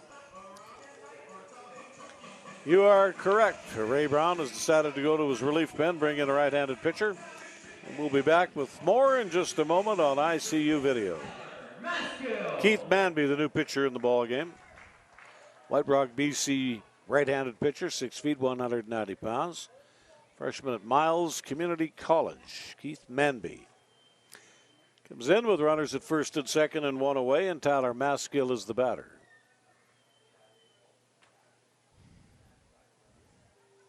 A drop and drive pitcher. There's the runner breaking for third, and a clean steal. Tyler Roundy. That's a big 90 feet of base track. That is. Good jump. And again, you've talked about previously, you got a right-handed batter up there. It is tough to make that throw. And with Roundy's speed, he's able to get in. Manby with 6 starts this season. This will be his 4th relief appearance, 34 and 2/3 innings. 38 hits, 20 runs, 18 earned, 12 base on balls, 29 strikeouts, and a 4.87 earned run average. Out of a drop and drive delivery comes set with men at first and third now. There's an attempted steal, and it's not an attempted steal. Grayson Barrett pulls into scoring position. An uncontested steal at second base. I don't know what the catcher was doing there, but Atkinson did not tether a throw. Well, and I think the big thing was, Al, that ball was right in on the hands, and he had to get over to make that. He's almost standing behind the batter when he got the ball. And you have a man at third. You have a man at third. So they're going to have to play the infield up. There's the bunt, and it's bunted foul. I don't think that was a suicide squeeze. I didn't see the runner break from third. I don't think so either. I almost think that he was looking almost at punching it down and maybe even trying to get a base hit. Maskell's got very good speed, and he's been known to beat out a bunt. Infield up with 1 away. Men at second and third base here in the last half of the 6th inning. And here comes the pitch from Manby, and it's a bunt, and it's foul. Tried to push the bunt, and it's foul of the chalk on the right-hand side. 2-2.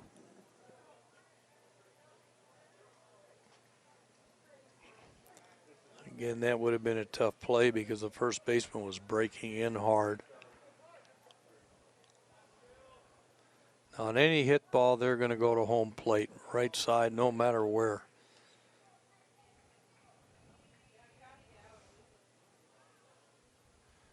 Manby kicks and delivers, and he throws a slider down and away. 2 balls and 2 strikes. I think it's full count now, Al. I think it's 3-2, isn't it?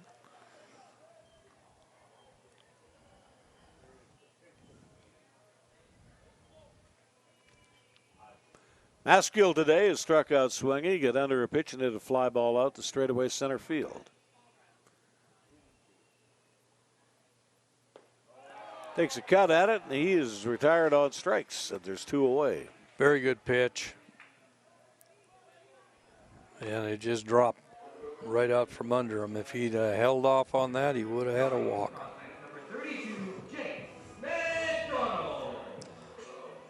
Jake McDonald, the batter up, a strikeout and a fly ball out this afternoon, as you see Keith Manby.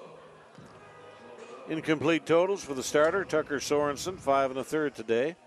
4 hits, 3 strikeouts, 2 base on balls, 1 wild pitch, and 1 hit batter.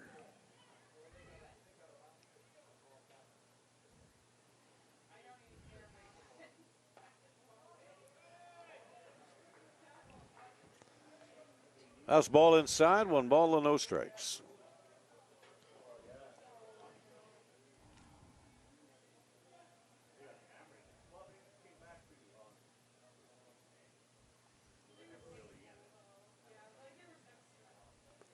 And the 1-0 delivery down and away, ball 2.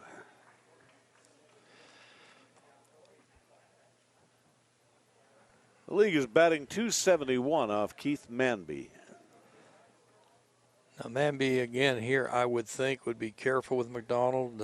He had a home run the last game. He's been hitting fairly well lately.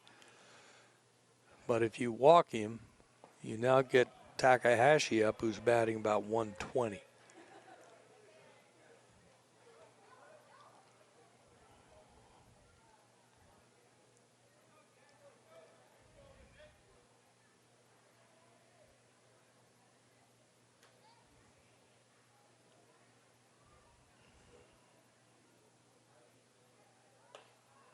That'll bring it to ball 3. 3 balls, 1 strike.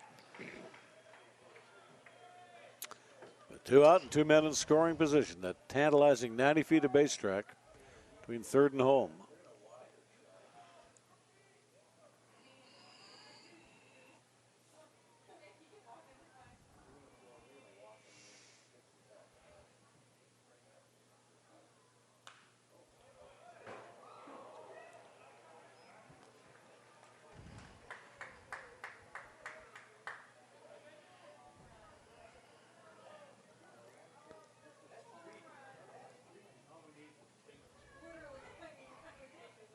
McDonald is capable.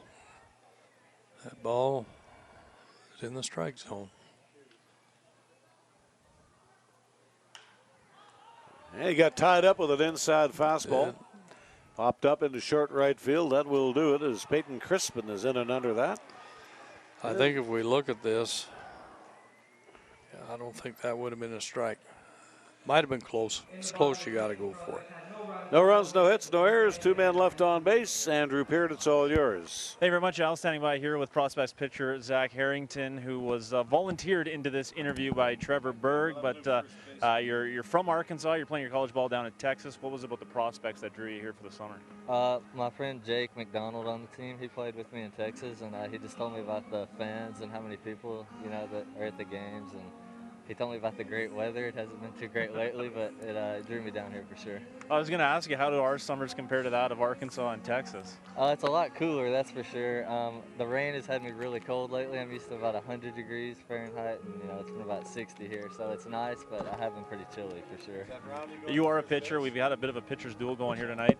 Just what have you seen from both these guys that's led to very few hits and very few runs? Well, they're just out there working hard. Taryn, he does this every time. He's a gamer. Defense is making some plays, getting him out of some jams. And Roundy's to center field, Hunt right, and yes, sir. He's working hard, and he's going to get us a 0 so we can come in and score one for a win. And real quickly, family, friends watching back at home, anything you want to say to them? Just, hey, Mom and Dad, hope y'all are doing good. I'll see y'all soon. Good stuff. That is Zach Harrington of the Edmonton Prospects. Guys, back up to you. We have some changes in here. We have Barrett going to first base. We have Lahoviak moving from right field to left field. We have Travis Hunt moving over to his normal right field position, and Tanner Roundy goes into center field. And B.J. Benarson will lead things off here against Taran Olton, who had pitched a shutout through 5 2/3 innings tonight. A walk to Tanner Hess and 2 base hits later, and the ball game is tied at 1 apiece. As John told you, Blahoyak in left field, Roundy in center, Hunt is in right, which is your normal outfield configuration, and Barrett in the ball game at first base. Breaking pitch outside, ball 1 to the batter. Now, Darren Olton has thrown 96 pitches up to this point, 62 for strikes. There should be an opening out, fielded by the first baseman Barrett onto Olton at first base, and they don't get the out. They don't, and this is a case where Barrett is lying down. He tries to get the throw, and he throws off balance. That'll be an error on the throw.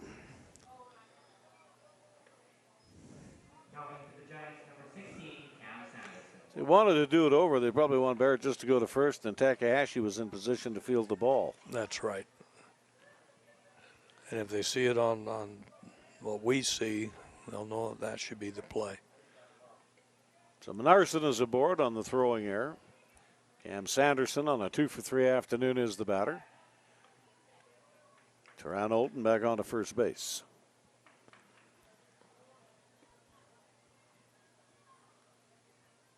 We've got a reliever warming up in the bullpen for the prospects. There's a push bunt, and it's fouled up the first base side.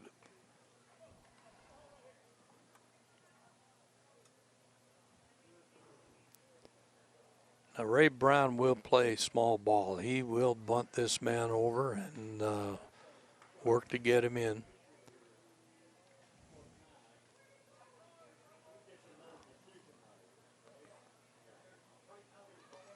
Here they're going to shorten the middle infield up to a double play depth. Maskill is going to guard on the bunt, play well inside the bag of third. They start the runner and stay out of the double play. It's Ramirez on to Barrett. And with one gone, a man in scoring position. That is a hit and run. Not a textbook hit and run, but a hit and run. It did the job for them, and they end up with the lead runner at second base. Well-executed play. Ramirez had no play at second base. Did the right thing. Max Hewitt, the batter up. Not a lot to account for in the second end of the doubleheader. He's flied out, popped up, and ground out.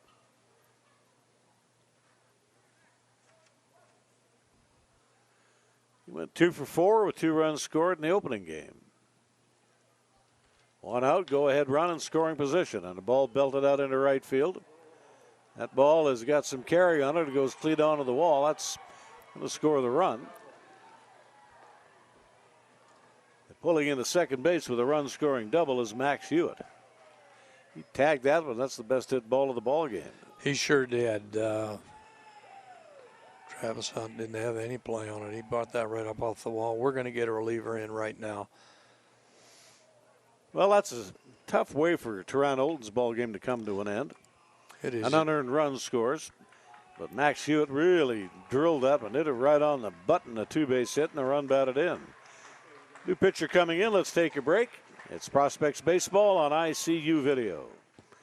Brady Wood is the new batter, the new pitcher. You see him up on the bump. That's David Wiley, 6'3", 180-pounders out of San Diego, attends Azusa Pacific University. And Wiley goes to work with a man in scoring position, one away. There's a hard ground ball. Takahashi chases after it, can't get to it. That'll play to run. Rounding third is Max Hewitt. He's going to cross the plate. And it's a lead of 2. It's a 3-1 ball game. The ball is pounded pretty good. Back up the middle of David Wiley. It was hit hard as the ball was out in the middle of the plate. Got very good wood on it. Now hitting number 38, Chase Atkinson. Wiley making his 18th relief appearance, 26 and 2/3 innings, 21 hits, 8 runs, 7 earned, 7 walks, 14 strikeouts, a 1-2 record, 3 saves, and a 2.36 earned run average. So he's had nice statistics, but there's a ball that's in the dirt. It's a wild pitch, and that'll put Brady Wood into scoring position.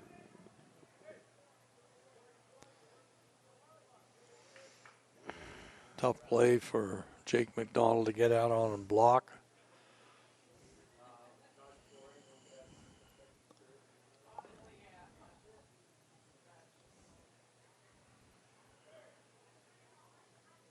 Wiley work off the right-hand side of the pitching slab, throws a curveball strike. Down at 1-1.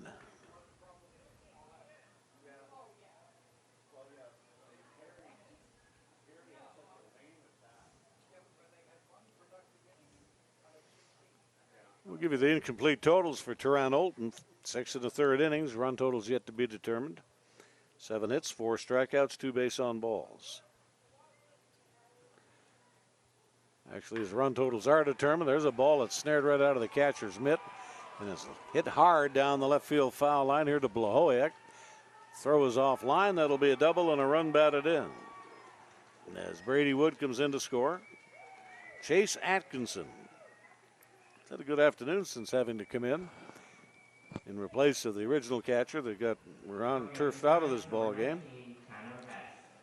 Ball was on the inside of the plate. He got around on it really well, drilled it for the double. Total of 3 runs given up by Teron Olton, 2 earned runs on 7 hits and 4 strikeouts this afternoon. David Wiley delivers with some high and inside gas. Ball 1 on Tanner Hess.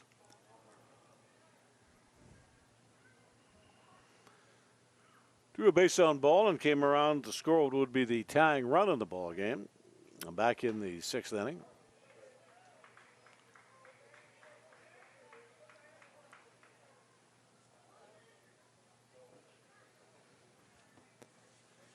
And there's a lead of 3, a 4-1 score here in the Fort McMurray Giants 7th inning.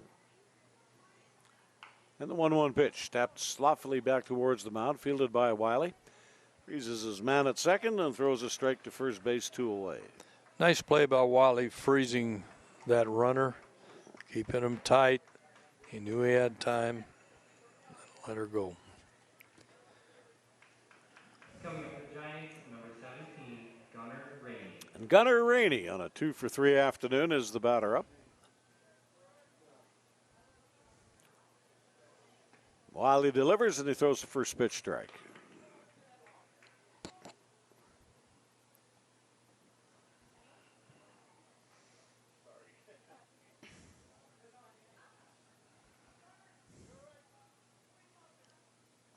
Kicking the 0-1 delivery. And the ball's hit in the air. It's popped up on the infield skin just to the foul line right by the running track. And the first baseman Barrett is there to grab it. And that'll do it, but a costly half inning for the Prospects. 3 runs come in to score, 2 earned runs. And on the strike, the 3 hits, 1 error, and 1 man left on base. It's up to the hitters now as we move to the bottom half of the 7th inning on ICU video. Nick Cardinal will come on to pitch. We saw him in the first end of the doubleheader. Cardinal recorded the save. Got the last out of the ball game with zeros over his totals. He's got a chance here to record another save. He'll go to work on Katsu Takahashi to lead things off.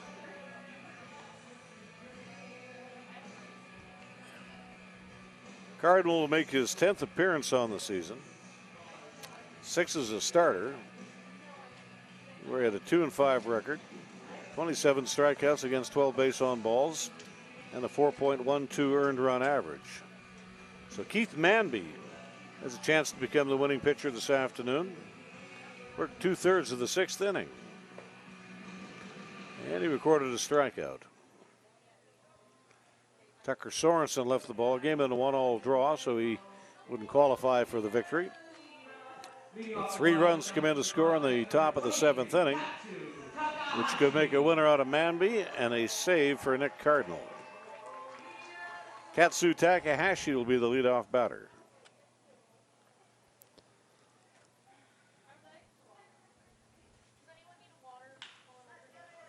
Katsu puts the ball into play. A lazy 1 hopper wide of first base, fielded by Hess, 1 gone.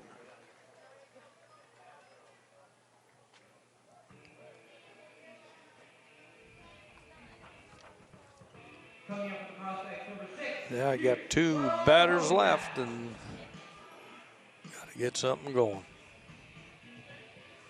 Down by 3 runs. I've got a feeling we're not going to see much bunting here, Al. They're going to be swinging away.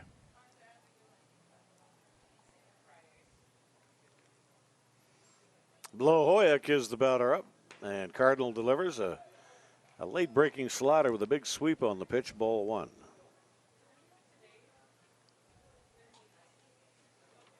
And the Giants are 2 outs away from a doubleheader sweep of the Prospects, and if they do that, they would be looking pretty good. They'd have a 1.5 lead on the Prospects for the 4th and last playoff spot. And I believe it's tough to go up to Fort McMurray and win 2, which is what the Prospects would have to do. 1 ball, 1 strike is the count. Cardinal delivers. Was that razor sharp slider for a strike, 1 and 2.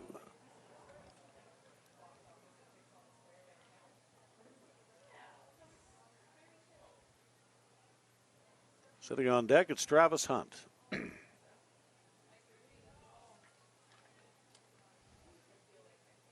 Ready to go. Here's the 1-2 pitch. It's in on the batter, and Blahoyek is going to wear one as he moves down to first base.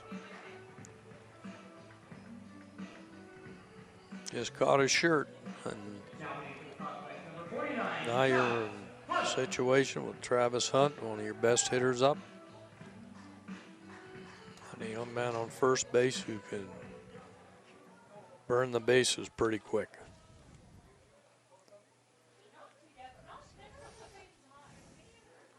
Four-one ball game here in the bottom half of the 7th inning. Cardinal with 1 out and 1 on. Out of the set position, here's the pitch. And he aimed that, but he threw it down and away, ball 1.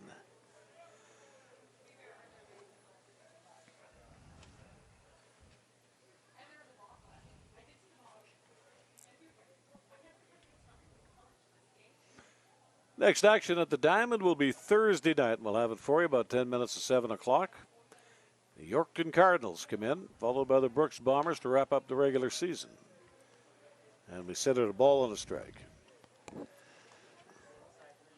Travis Hunt had a good rip on that ball and just got over top of it. A 5 1/3 inning distance today for the starter, Tucker Sorenson. He gets a no decision, 1 earned run on 4 hits. Struck out 3 batters. He walked 2 and he hit a batter. At the present time, Keith Manby in position to pick up a victory. Runner goes, the ball on a half swing out of the crouch with his arm cocked is Atkinson. He elects not to tether the throw, an uncontested steal of second base. As Blohoik, well, if you got speed, you might as well use it. You might as well use it, and the thing here is that you've got 2 strikes on the batter, you've got 1 out, and you're up by 3 runs. I think if you throw that ball and it gets away, all of a sudden things could change pretty fast. And just playing the numbers game.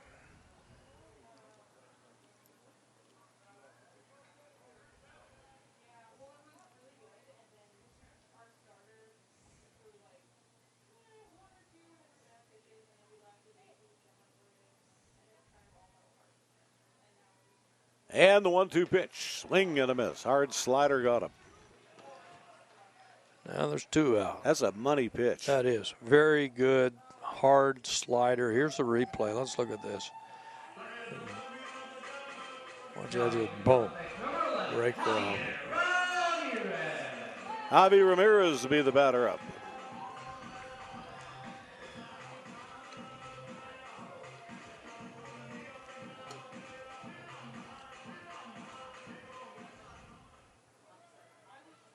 Oh for 2 this afternoon with a run batted in for Ramirez.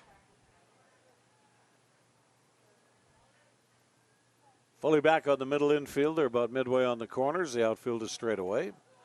Room another slide piece, a swing and a miss.